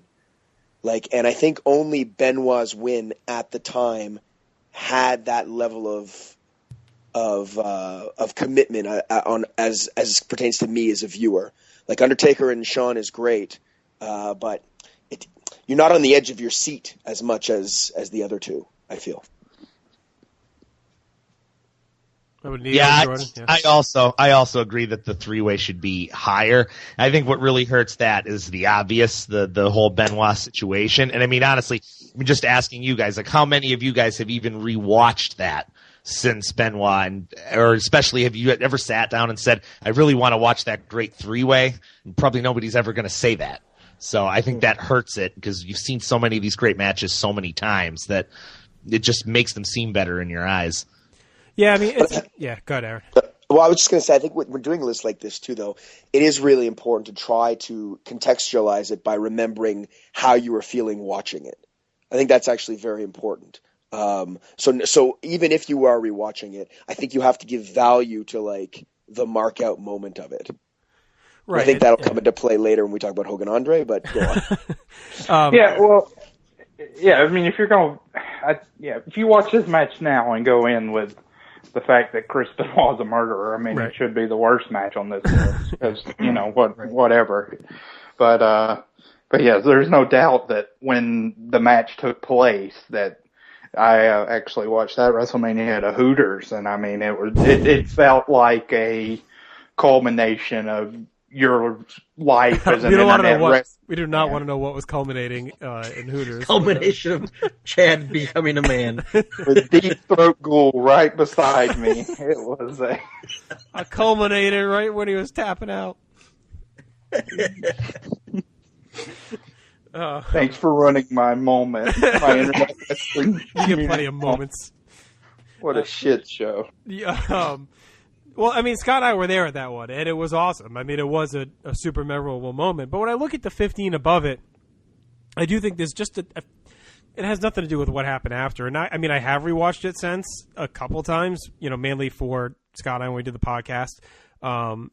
it still holds up, and I'm one that can kind of I can never say the word, but I can separate,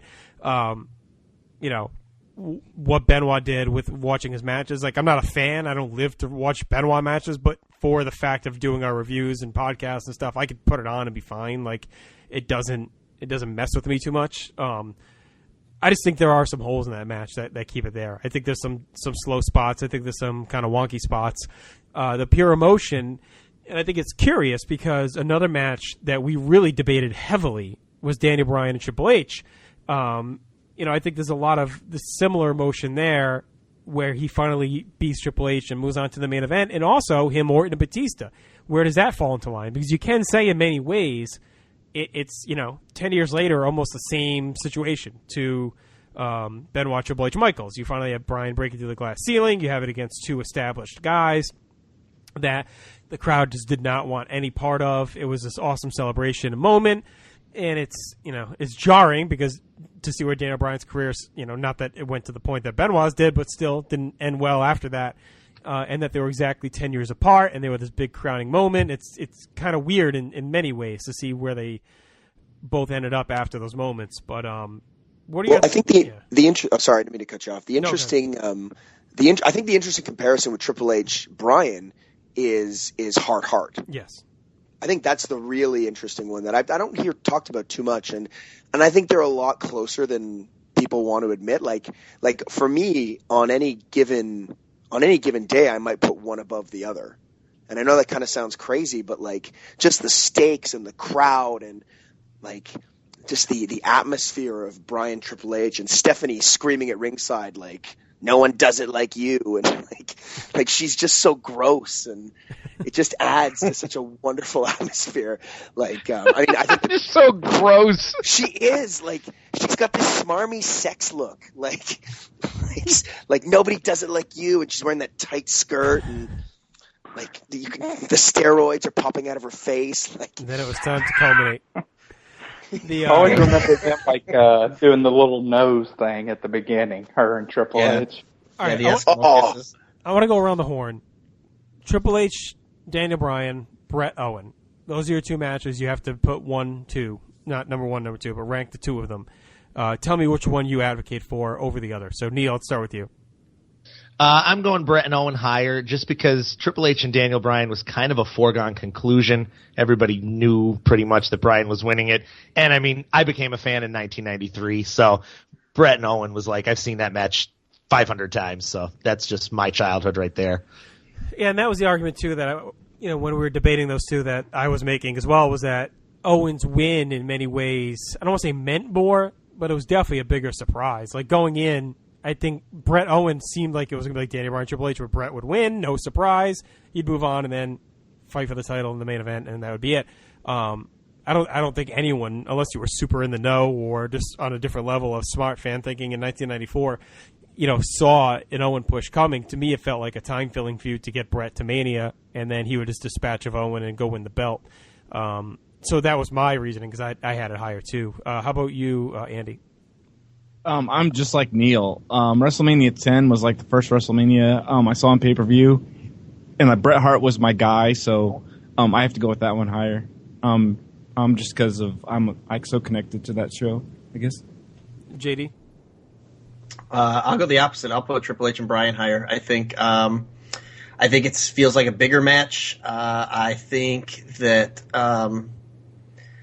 for me, it's more of an emotional investment, and I think Stephanie is like the tipping point as well. I think if you're kind of counting beans on a scale, I think Stephanie tips it in the favor, and I don't think it goes back the other way. How about you, Chad? I have Bret Owen higher, but Scott, hang on to your hat. But to me, Triple H, Daniel Bryan is the best Triple H match of all time, just in my opinion. Scott, did your hat blow off, or did you hang on to it? I hung on to it, but still, I'm very impressed, Chad. But I actually would have Bret and Owen higher, because as much as I like that Triple H match, there's other Triple H matches I like better. But I just think the Bret and Owen match is in a class all its own, just for historical purposes. It's one of those matches it needs to be in your top 5, just because the chemistry, the storyline, the garden, what would happen at the end of the night. Everything surrounding that match is practically perfect from every perspective. So, as much as I like Bryan and Triple H, Bret and Owen is in a class all its own with a very select few. So I think it's the two big Triple H and Stephanie haters because they see them get their comeuppance by Daniel Bryan put this one higher, Jordan and Aaron. Well, what's funny is I think everything Scott said is why I would list Bryan and Triple H. You know, the storyline, the environment, the Superdome. You know, I think what would happen at the end of the night. Those are all the reasons I would list Bryan and Triple H. It's interesting. Well, it's funny because to me, like, Bryan had already... It was an awesome story, and it was great. But when you look at it holistically, he had already been world champion. He had already beaten John Cena, which was his big win at SummerSlam. Yeah. He was downgraded. They tried to push him to the back a couple times. The fans, sure, organically brought him back, and that night, I'll never take it away. It was unbelievable. It was awesome, and this is in no way taking away from that. But when you look at the Bret Owen story, it feels so much more natural, the build.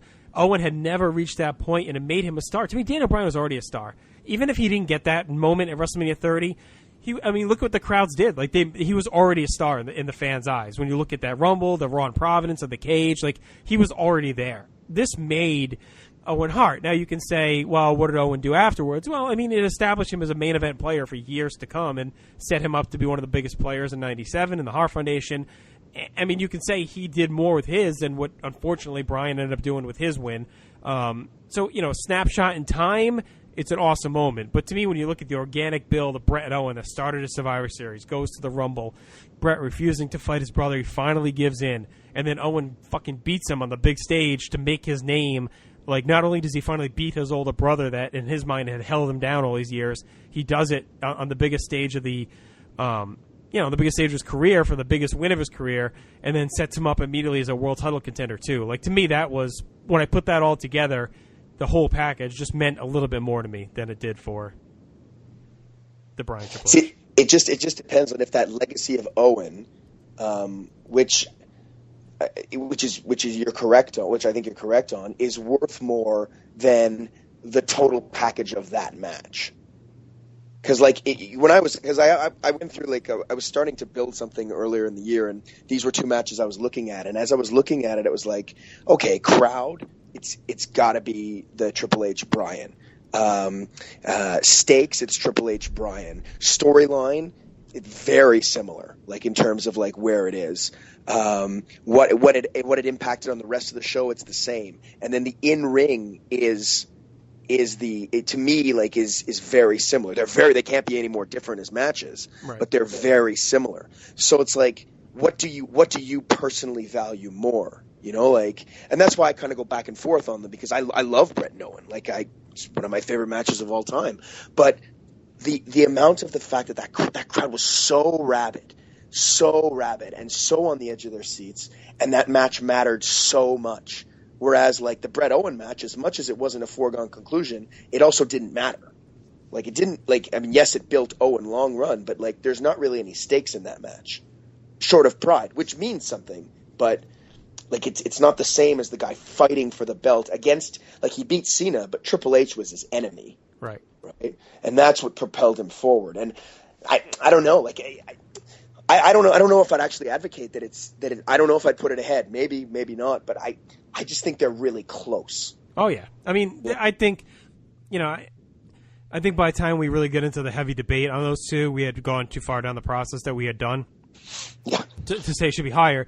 I mean, I think if we're kind of looking at this again, that's probably one of the ones I'd say, well, you could tick it a bit higher. But then I start looking, and this is where it got real hard for me, because I'm like, yeah, I feel Bryan Triple H should be probably next to Bret and Owen because they're so similar. But, man, what do I put it above? The ladder match, okay, probably, maybe. But, Savage Flair, I think, is maybe too low. But that's another one I look at. Well, what would I move it above? Hogan Rock? Yeah, I mean, one of the greatest moments in WrestleMania history. Austin Rock? I mean, me personally, yes, I'd probably have Austin Rock even lower. But I understand why it can't be. And then you get to that top 6, and it's kind of like, well, where is it? So I almost feel like those are locked in that slot, those 8, 9, 10 slot. It's like, I don't know what else I would move down to move those up, even though I feel they should be higher. I mean, I think that tells you we're in the rarefied air, Yeah, and I think if anything, and this might sound crazy, for me, Hart moves down. Right. Like, as opposed, like, I mean, I think Bryan and Triple H might move up, but I think Hart also moves down. Yeah. But again, that's me. All right, so I don't think we had much debate in general over our number 1 and 2 match, and that was Bret Hart, Austin, Warrior, Savage. I mean, I think we pretty much knew going in those would be around the top 2. Undertaker, Michaels in there as well. Aaron, though, you were kind of on a limb with your Hulk Hogan versus Andre the Giant argument. You know, when we first started doing the list, we had talked about not even having it in the GOAT category. You pushed, and I think others, you know, eventually agreed and said, okay, I think it belongs in there for the reasons we laid out when we built this list, why we think it should be considered on that level. You know, you were advocating it even higher, and then others were saying you're nuts, this shouldn't even be where it is, and eventually we agreed on number 6. Now, Chad had to jump off, so he's not here. I know he was one of the people that felt like it's too high, but I want to save your thoughts for last, because I want to get everyone else's view, and then you can give your defense. So, Andy, where did you think Hogan Andre, when you first looked, you know, when you first entered into building your list, where would you have put it? And then after you read all the arguments and all the discussion we had, did you agree on where it ended up? I probably would have had it down as kind of like just a token match, down in the 30s or something. And how about even after we just had all the discussion and argument and everything? Do you still feel like we ended up with it too high? Yeah, I probably would have put it like right at number 10, maybe. Okay. So the arguments at least swayed you to get it up into the top 10 from the 30s? Yeah, because what you guys were saying, everybody was saying with all the storylines, how it is an awesome storyline, and I've actually seen all the videos and stuff with like Jesse Ventura like provoking the guys, and then I just think that storyline was pretty cool. So yeah, like I agreed to bump it up because of that. How about you, JD? I think this match. I think this is the poster example of why a WrestleMania ranking is different than just a greatest match ranking. Because when we're talking about at WrestleMania, you got to factor in more than just bell rings to start the match, bell rings to end the match. You know what I mean? And I think this is the prime example of, you know, what makes a great match, because, you know, when you look at everything surrounding it, work rate wise, and I'm using quotation marks as I say that, it gets lapped by everything else, but it's the match that had no intention of stealing the show or being the best move for move match, you know. And it's really hard. I think this is one of the hardest ones to rank because for me personally, it wouldn't be at the top of my list. My number 1 and 2 are the number 1 and 2 on our list: Hart and Austin, Warrior, Savage. Although I probably would flip flop and put Warrior, Savage first. For me, what it finally boiled down to, why I dropped it a little lower, is kind of, okay, if I want to watch a match, what match am I likely to watch again? And I just don't know that I'll want to watch Hogan Andre anytime soon. And so that's kind of was like the determining factor when I had a couple tough matches to pick from. Which one would I more likely watch again sometime soon? And that one was always the second choice. So I think having it at 6, probably a little high for me, but I understand why it is where it is, and especially where it's lumped with Austin and Rock and Hogan Rock. Those 3 matches all kind of are the same thing in a way, and that's way bigger than the other 2, I think. So I think it has to be ahead of them.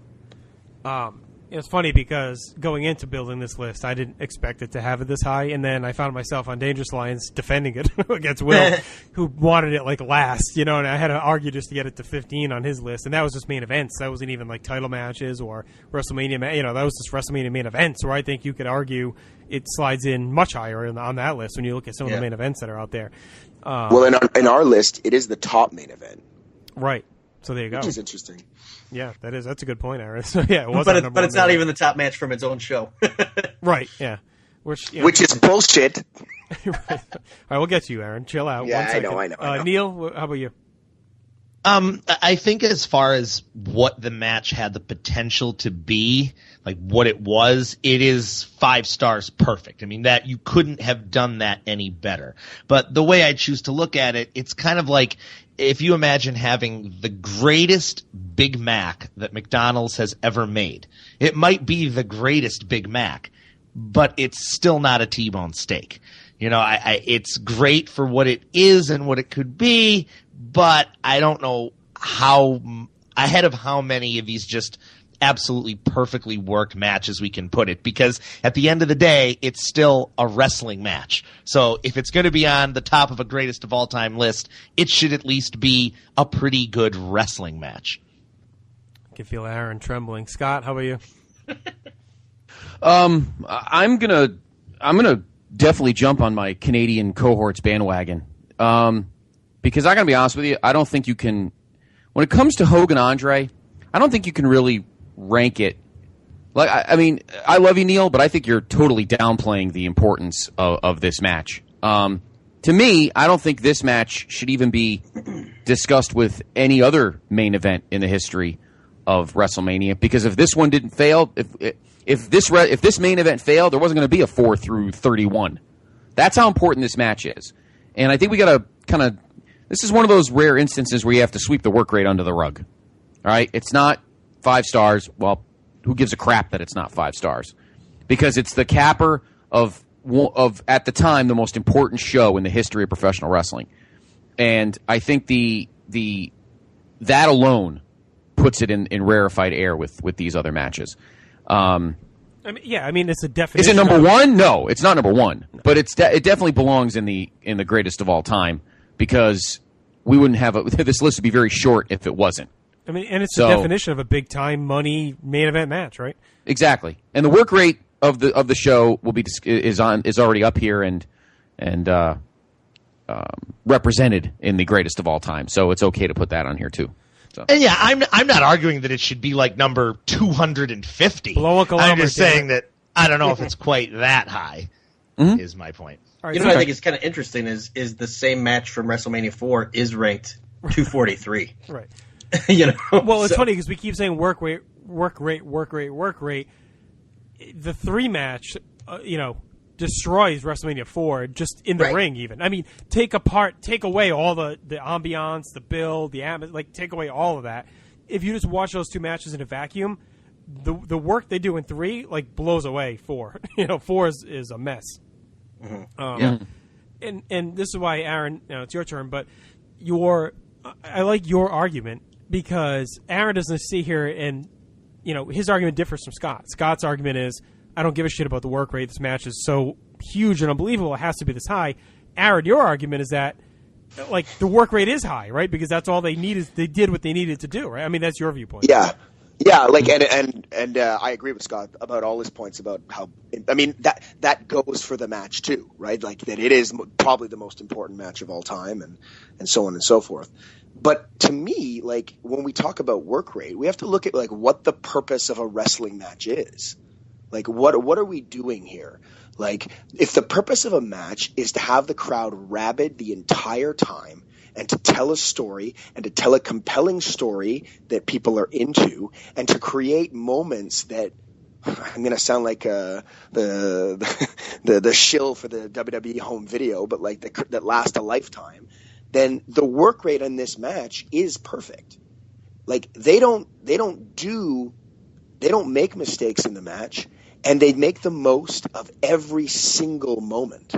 From the moment they step towards each other, everything is perfect. And this match tells a story. It's a simple story. It's a story that he can't get him off his feet, and he's trying everything, and he'll get a bit of momentum, and then it gets taken away. But listen to the crowd.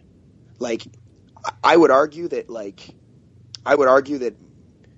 maybe more than any other match in our greatest of all time, the crowd reaction is just insane to everything. Listen to the pop when he breaks out of a bear hug. That's how much they're behind him. And so, because I don't need Hulk Hogan doing moonsaults for him to have a 5-star match. I need him to get me invested in what the match is. And they did that with the build, and they did that in the match. Could Andre not move? Sure, but it didn't matter, because all he had to do was step on him, and we were scared that Hogan. All he had to do was step on him, and we were scared that Hogan was going to lose the title. All he had to do was do a false body slam moment, and we were petrified that he was going to lose the title. And to me, that's what a great wrestling match is. Look at Warrior Savage. Warrior Savage to me is the work rate's good, but would I look at it in terms of work rate as good as even Bret Owen or even Michael's Angle, which is lower in our list? probably not. Like in terms of technical stuff, like they don't do as many moves, but the story they tell in the ring is perfect. And so, like, to me, that is the T-bone steak. Like it's a perfect match. And like, I feel too, the argument that like it's not the best match on the show is kind of a false argument. Like, because like I said, again, like what's the purpose of a match? It's to get people involved and to get people to remember these things. And like, I don't know how much of the Ricky Steamboat, Randy Savage stealing the show is not so much a narrative that came much later. Because at the time, I don't remember anyone leaving where I was watching talking about Ricky Steamboat and Randy Savage. It was all, oh my God, he slammed the fucking Giant, right? Which even that is arguably the greatest wrestling moment of all time. And when you factor all those things in, like, I wouldn't personally put it at number one, but I think there's definitely an argument to be made that it could be number one because it's the highest grossing, it's the most important, and both guys, I think they went higher than their potential because, again, it's all the little things. It's all the little moments, the pain in Hogan's face, the stare down where like, you tell Hogan's talking to him, the commentary where Gorilla Monsoon sounds like he's legitimately marking out with, look at this, right before he slams him. And the insane pop is, to me, it's perfect. It's just perfect. I don't know what more I can say than that. Well, it's interesting, too, because like you said, the argument there for it to be number one, it's almost like, well, if your argument is what it is, Aaron, and you're not basing it just on the perceived work rate where, it is what it is, kind of a pedantic match, it should be lower. Once you put it in this GOAT bucket because of those reasons, I think the leap to making it the best match of all time is quick, right? I mean, it's easy because it's here because of all those factors. Well, and I mean, it tops everything else. So, and all those factors eclipse all the other ones. Right. Like the problem is that it's not close. So I wanted to talk quickly about Savage Steamboat, and then I want to leave, because we only got a few minutes left. I want to leave time for everyone to kind of give their one gripe. But Savage Steamboat was kind of a hot button today in some of the discussion around it. And just like we did for Bret Owen, Triple H, Danny Bryan, I want to go around the horn. You tell me which of the two you'd have higher and a quick why. Neil, Savage Steamboat, Hogan, Andre. I mean, I think most of us are probably going to lean the same way, but what is your reasoning why, would you have higher and why? I think I had Savage Steamboat higher just for the lasting effect of the work rate and the future work rate guys that it brought about. But it's an argument either way, and Aaron's argument he just made may have turned me on it. I might be going Hogan Andre higher now. Do you see any way Savage Steamboat would still be the greatest match in WrestleMania history? No. Okay. How about you, Andy? Well, I was the one arguing for Savage and Steamboat to go higher, and now I'm kind of like Neil. I'm kind of like questioning why, but like I still kind of think that I've seen some of those documentaries where like I think Jericho and the Hardy Boys, I think they said that they were like kids and they saw that match and they were like, I think trying to recreate Savage and Steamboat, in their living room with their pillows and stuff. So I think that that inspired a whole like generation. So do you see any argument where it'd be number one still? Yeah. I'm gonna keep it higher, I guess. Yeah. How about you, JD? I'd put Hogan Andre ahead of it because when you look at both of them and kind of what they were meant to do, and obviously they were set very different purposes. I feel like other matches have gone out with the Hogan Andre formula, two massive stars in the massive main event of the show, and I don't think anything's ever eclipsed it or passed it. Whereas Savage Steamboat is, steal the show, best match of the show, elevate a new star type thing, and I think other matches in WrestleMania history have come close to that, or maybe even done that better. Whereas Hogan Andre's formula hasn't been done better yet. So for that reason, I'd put Hogan Andre ahead of Savage Steamboat. All right, Scott. WrestleMania 3 is your wheelhouse. What do you have here? Oh, I will. You can give me any list, any category, and Savage Steamboat will always be number one to me. Cool. So would you argue commentary? Arena. Oh, sorry, go ahead. I was saying, can you make an argument like the person did on Grant's page today that it should still be the greatest match of all time? Yeah, it absolutely. Everything about it, just as great a story. Hogan Andre was just about. I mean, Hogan Andre storyline is fantastic. This is different. Savage tried to end Steamboat's career. I mean, he, the draped larynx on the railing, and Savage is such a piece of trash, and Steamboat just such a sympathetic character. And then they go out and put on a match that I don't think anybody really thought they would, because going into that match, Savage still to shake off the Memphis crap of stalling and dawdling and walking around the ring and all that kind of stuff, and instead he puts on a match that ends up making him a legend. And that can never be duplicated. I don't think we've ever seen to this point a guy who went into a WrestleMania match with the reputation of having been a mediocre worker and left a WrestleMania match being one of the greatest of all time. I don't think you've seen that yet. So if you're making this list on your own, that is your number one? Yes. Okay. Yep. Interesting. Yep. All right, guys. Let's I want to wrap up in a minute, but let's do this. Give me your one. I'm going to go around the horn again. Give me your one takeaway from the project, and also if there's any major gripe you had that you believe a match should have been higher or lower overall on the list, and also just your thoughts on working the project. Jordan? Overall thoughts, there's a lot of matches I don't remember. A lot of mid-card matches that, we have this idea that WrestleMania is, every match is significant, but obviously in the grand scheme of things, that's not true. That's one thing I've noticed when you're trying to rank, Haku versus Hercules. Is that better than, some match from WrestleMania 16? Right. That was really hard to do. The one that I would change drastically, and I know that I might be out on an island here, is I really, really don't like Bret Hart and Shawn Michaels at WrestleMania 12. I think it was, it was in the top 50, maybe even the top 40 for us. I don't even think it'd be my top 100. That's another very divisive match. You'll see some out there that believe it should still be in the top 10 or 15, and there are others that believe it should be way lower. We had it at 38, so I think it's a little low. I see a few right off the top. I would have had it higher then, but I like it. I just rewatched it and I like it. I think its reputation has gone from overrated to underrated. I don't think it was ever been properly rated, that match, at all. It's either people were like gaga over it at the time and then went now they hate it, because I think it got so much publicity from the company itself as the greatest match of all time and all this other stuff, and everyone's like, no, it's boring, blah, blah, blah.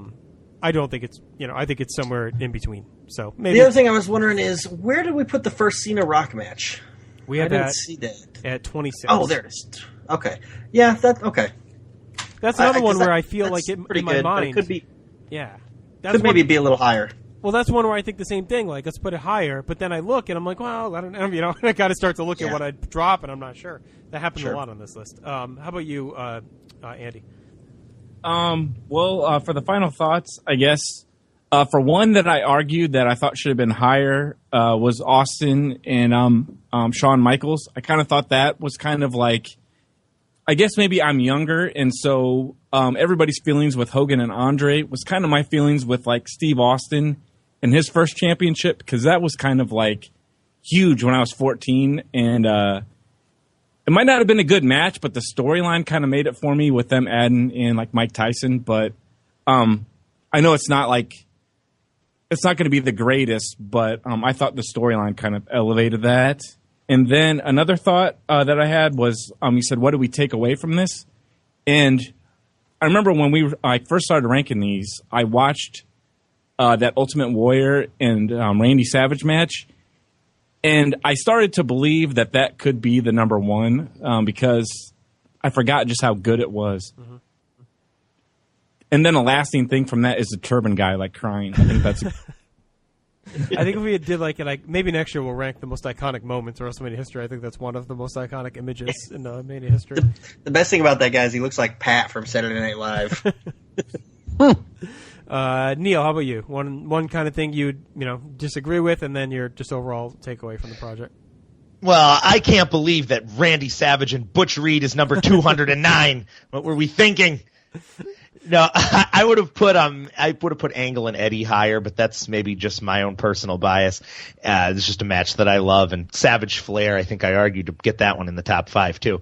But as far as what I would take away from the project as a whole, it is pretty amazing when you talk to a group of people to see what people value the most. about a particular wrestling match, and how we can all be watching the same thing, and how it can mean something totally different to so many different people. It was a cool project to do. Let's never do it again, but it was cool to be a part of.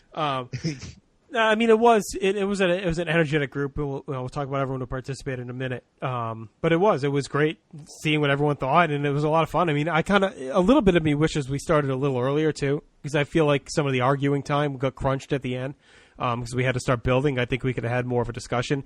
I also wish, we had the time. I know it got thrown out a few times. Should we just all hop on a Skype call and argue it out? I wish we had the time to do that too, because I think that could have been a lot of fun if we all just jumped on and talked our way through it. Aaron, how about you?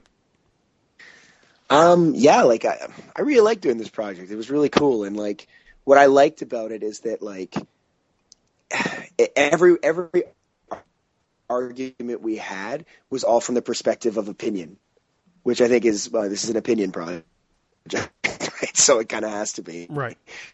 But I feel so often online, like it's like opinions become facts, and like I really dug it on that level, like it was fun to do, and like it was kind of scary how much I remembered so many of these matches. Like it wasn't that hard to rank Haku and Hercules. Like I feel like just yesterday I was listening to those trumpets blare and him spinning that chain. As far as gripe, as far as gripe, like look, like. My stance is pretty clear on Triple H, but I really am not a fan of the WrestleMania 27 match, which is weird because I actually really like the 28 match, and I really like the 17 match too, and I like him against Bryan, but I find the 27 match just doesn't make any sense as a match. Like the whole match was predicated on Triple H needing to beat The Undertaker, and then he spends half the match screaming at him to stay down when he's already laying dead on the ground instead of pinning him. But it is an important match because it builds on it's important for the next year of the match that I like. You needed Triple H trying to murder him the year before to get the catharsis of Undertaker winning. But to me, that's one I would have put a lot lower, like bordering on the duds, because to me it was just so much time for something that wasn't making any sense. And I think we did. I mean, I don't, it's not going to be that low, but I think relatively speaking, we did have it kind of low compared to what others may have, and we had it at 44, which is still. I feel like I could have had 2 good fights with Chad right now. He bailed right before things got hot. We have the cell match at 24, so a good 20 spots, exactly 20 spots ahead. Scott, what are your thoughts? Looking on the outside in of the project, the work that was done, and any major gripe you have, just glancing at the list as we've been talking. Well, first off, I applaud you guys immensely. This is if you're going to do something like this, you got to do it right, and you got to go all the way with it. You can't half-ass it. And so you guys did a fantastic job. I applaud you immensely.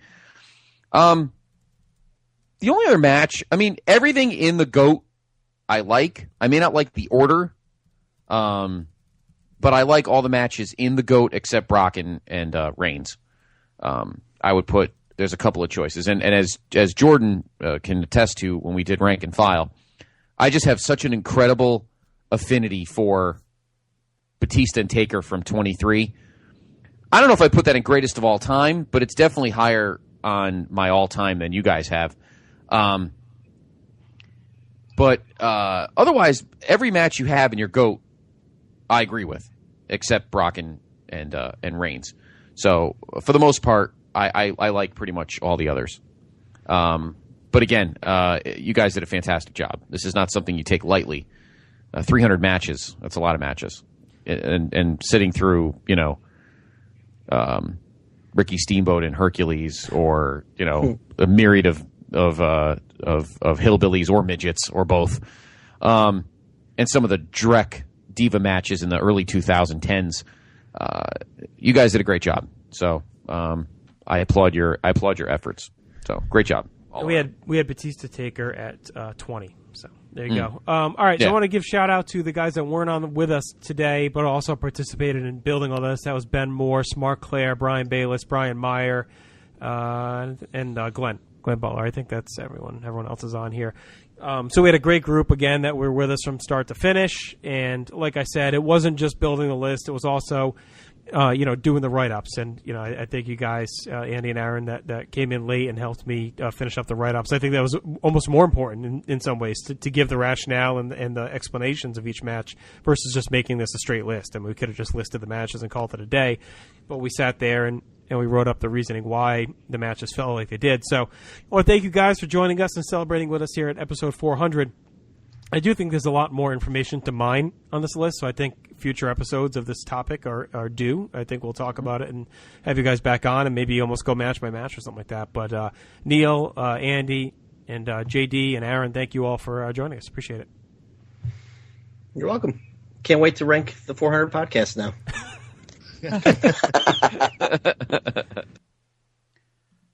So we're having a good show tonight, but I never get you a gift. I always find it difficult to express myself, particularly when we have like the holiday specials and we have like 1,000 people here and somebody pisses me off. But now that I'm relaxed and in a jovial mood, I want to give you something that means a lot to me, and I hope would mean a lot to you. And as we forge ahead with 401 and on, this is from me to you.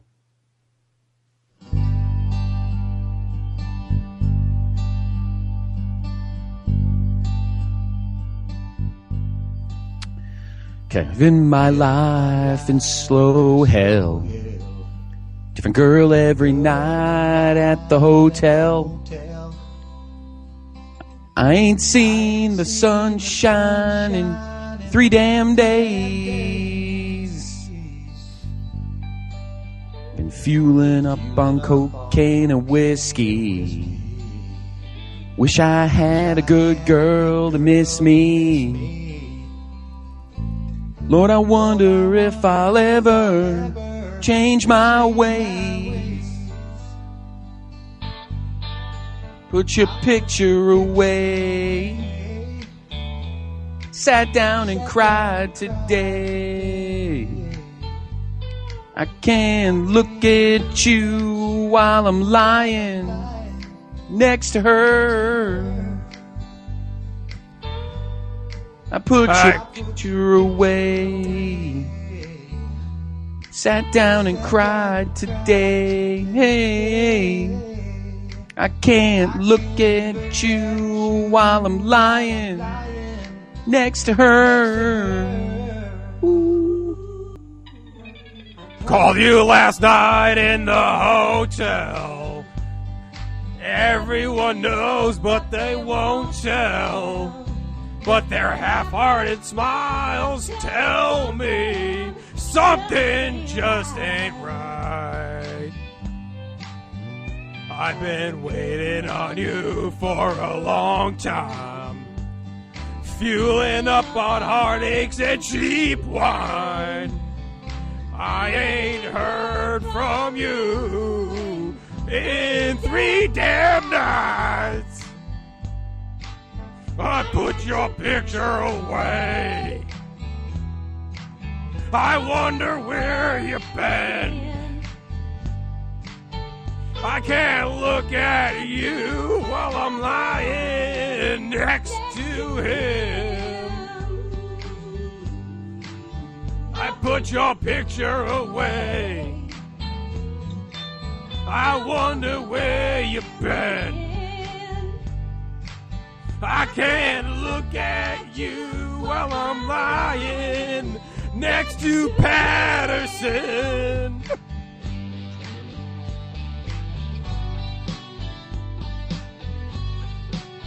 Is this helping? Yeah. Come on, it's got to be helping a little. Yeah, no, it is. I like it. I'm curious to see where it goes. The Patterson thing really explains a lot. No, wow. I wasn't expecting that either. Yesterday with an old friend. Was the same old same. How have you been? Since you've been gone, my world's been dark and gray. Remind me of brighter days I hope you are coming home to stay. I'm guessing that you were headed to church. And you were drinking yourself away. All right. Coke with Billy Jack. Listen. Enough with the church and drinking. This is fine, Scott. I understand the sentiment about it. And Armento, strumming the violin in the corner was getting me in the mood. Doing pretty good. Yeah, I had my bathrobe on, I had my glass of wine. Yeah, I'm feeling okay. Claire's in the back. I don't know what he's doing, but everything's good. We're feeling good. Everyone's feeling great. Episode 400. I'm very happy for you guys. I got a better song to help celebrate it. Do you remember the wrestling album, Scott Criscola? Do you remember that? Of course, Vince. I had like 50 copies of it. It was a gold record around the world. Do you remember that? You want to really express your feelings about the Place to Be podcast and how you feel about your co-host. I got the best song ever. It was a hit from that album. Mickey, strike up the band. Who the fuck is Mickey? I don't know. I just made that shit up. Is there even a Mickey here, Armento? Wow, who's that guy? G. Dr. G. G. Put on the Pumbaa hat and hit play. Let's do it.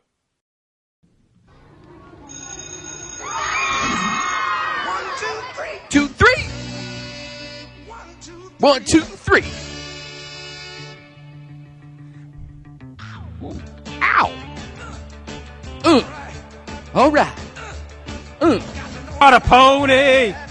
Like Pony Maroney. Mashed potato. To the alligator.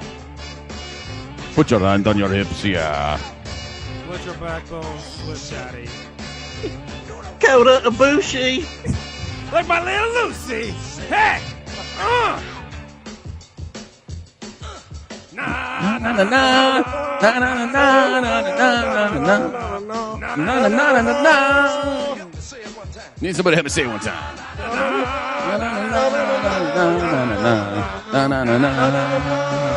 Oh God, you guys are all off to you fucking blow. I don't know why Ibushi's in these lyrics. Come on, Vince. Way You want a match, Vince? I don't even know what I'm doing here. Where am I here? This isn't Christmas Come on. time. Come on, Vince. Come on, Vince. Oh God, not the big Borges. What's the Brad Who's what pussy? The big lab eliminated all of you guys. You know, I feel all right. Feel pretty damn good, you fucking prick. Oh yeah. Na na na na na na na na na na na na na. Come on, y'all. Let's see it one more time. Na na na na na na na na na na na. Play it, it's like a habit. Long tall Sally. So it's doing Lucy. Doing the Watusi. Johnny, roll over on your back. I like it like that. Do that, jerk! Watch me work, y'all. I'll do it. Wow, do it here in the dude. Just watch me do it. Help me. Help me. Fuck you, Criscola. I hope you don't even live to the next 400. Go fuck yourself.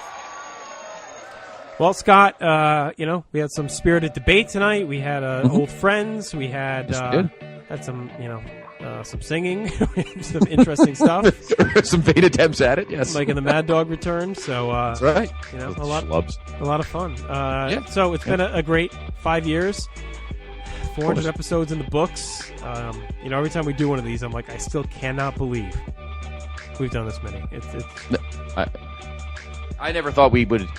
I mean, considering, you now have 2 children and our lives are so busy, on top of the great times it's funny, on top of the recording is we not just you and I spending time together, but we've had all of our place to be like pay-per-view kind of, meetups and everything. I mean, it's just been fantastic the last couple of years, how we've galvanized as friends and family. And,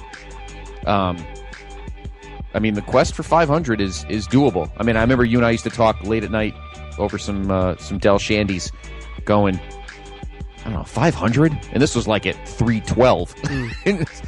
And it's there, man. It's there for the taking. Well, and it's funny, too, because our pace obviously slowed once, we just couldn't keep the 2-week going. But, I mean, we did the bulk of the building of these episodes with that, crazy pace we were on. We were doing 2-week forever.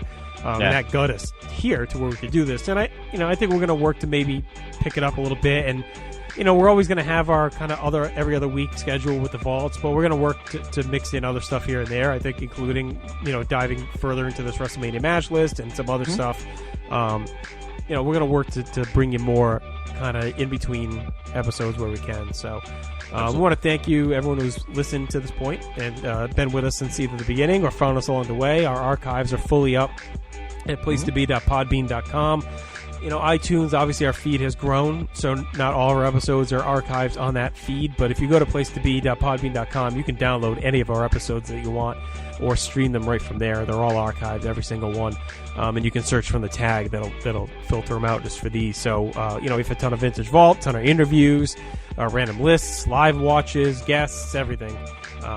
It's been a lot of fun, and, who would have thought from the start when I convinced you to quit that radio gig and jump over to the podcast world. No, I just love being on the air. I love talking. I love, you and I have a great thing. We always have, and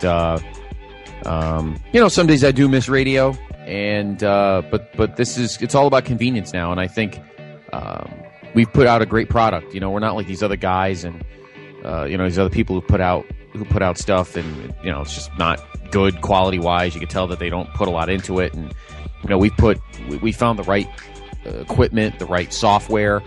We take this very seriously, and that's why they sound so great. I mean, you can go back to episode 2, and even with that stuff, still we worked so hard to try and make it sound as best as we can, and that's the key. You gotta make an investment, not just money, and we haven't spent a boatload, but we've a lot of time spent, a lot of effort put in, and I mean, just looking at what's been built out of it, just the site and all the other podcasts that have been part of the family and the feed. I mean, it's insane the amount of content, that we pump out. It's like I'm working on something now for the site that kind of goes back through all that stuff, and it's like, damn, we've emptied out a lot over the past few years. And like you mentioned, the meetups too. I mean, I'll be in Dallas this weekend meeting up with a group of guys, and it's like, it's just crazy to think.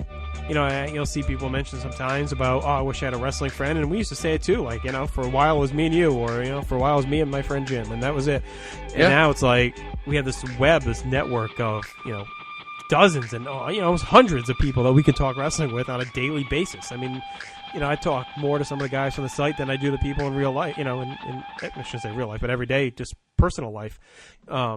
It's nuts to think how much time and and it's awesome. Like I look forward to our discussions every day with the group, and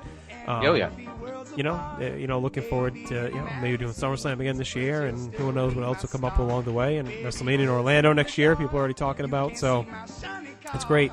And anecdote to wrap it up. I have a very early flight Sunday out of Boston. And my wife was like, you don't know, none of these guys live in Boston that you can crash with, so you don't have to drive up there. And I'm like, God, for her to even say that, like, you have all these guys that you're friends with through the site, and none of them live in Boston. It's just funny to think. I know. The web and the network we've built out there where, we have people almost in every city we visit. We can say, hey, I'm going to run into so-and-so, or, I'm going to visit with so-and-so while we're here. That's one of the coolest parts, and we did that from the beginning. We said, we were at the feedback, and we brought our friends and listeners in, made them part of the show, and that was all for a reason. That was so we could build up a family and be more than just another podcast. And we wanted to, build it into more than that. So again, thanks to everyone that's been here since the beginning. Even if you're no longer, a listener, we thank you. If those guys that were there in the early days, even especially busting balls like a Derek LaRue, who helped us so much with the technology part in the beginning. Big shout out to him and others that were listening from day one and helped us spread the word. And a lot of the guys from the old CWO Blog of Doom that make up much of the staff now were such a big part of this too. So thanks to all them. Thanks to everyone else for listening. Thank you for you, Scott, for all the hard work you've put in over the last 400 episodes. And hopefully everyone will keep listening, keep supporting PlayStationNation.com. Thank you for your support, and always bring your feedback, both positive and negative. We take it very seriously and work to improve. We'll be back in a couple weeks. Actually, less than a couple weeks. Right? We'll be back in a little over a week. Week from Monday. Yeah, we'll be back a week from Monday. We're Rumble 06. We'll continue our trek to the vault, and then we'll see what we can do from there. So, for episode 400, for all our guests, we thank you, Leanne, and all the guys from PlayStationNation.com. Scott, for you, for me. We're out. Everyone enjoy WrestleMania. If you're listening to this afterwards, hopefully you enjoyed WrestleMania, and we'll talk to you in a week. Because when the sun shines, we shine together. Told you I'd always be here forever. Said I'll always be a friend to King. Oh, can I slip out to the end? Now now that it's raining more than ever, know that we still have each other. You can stand under my umbrella. You can stand under my umbrella.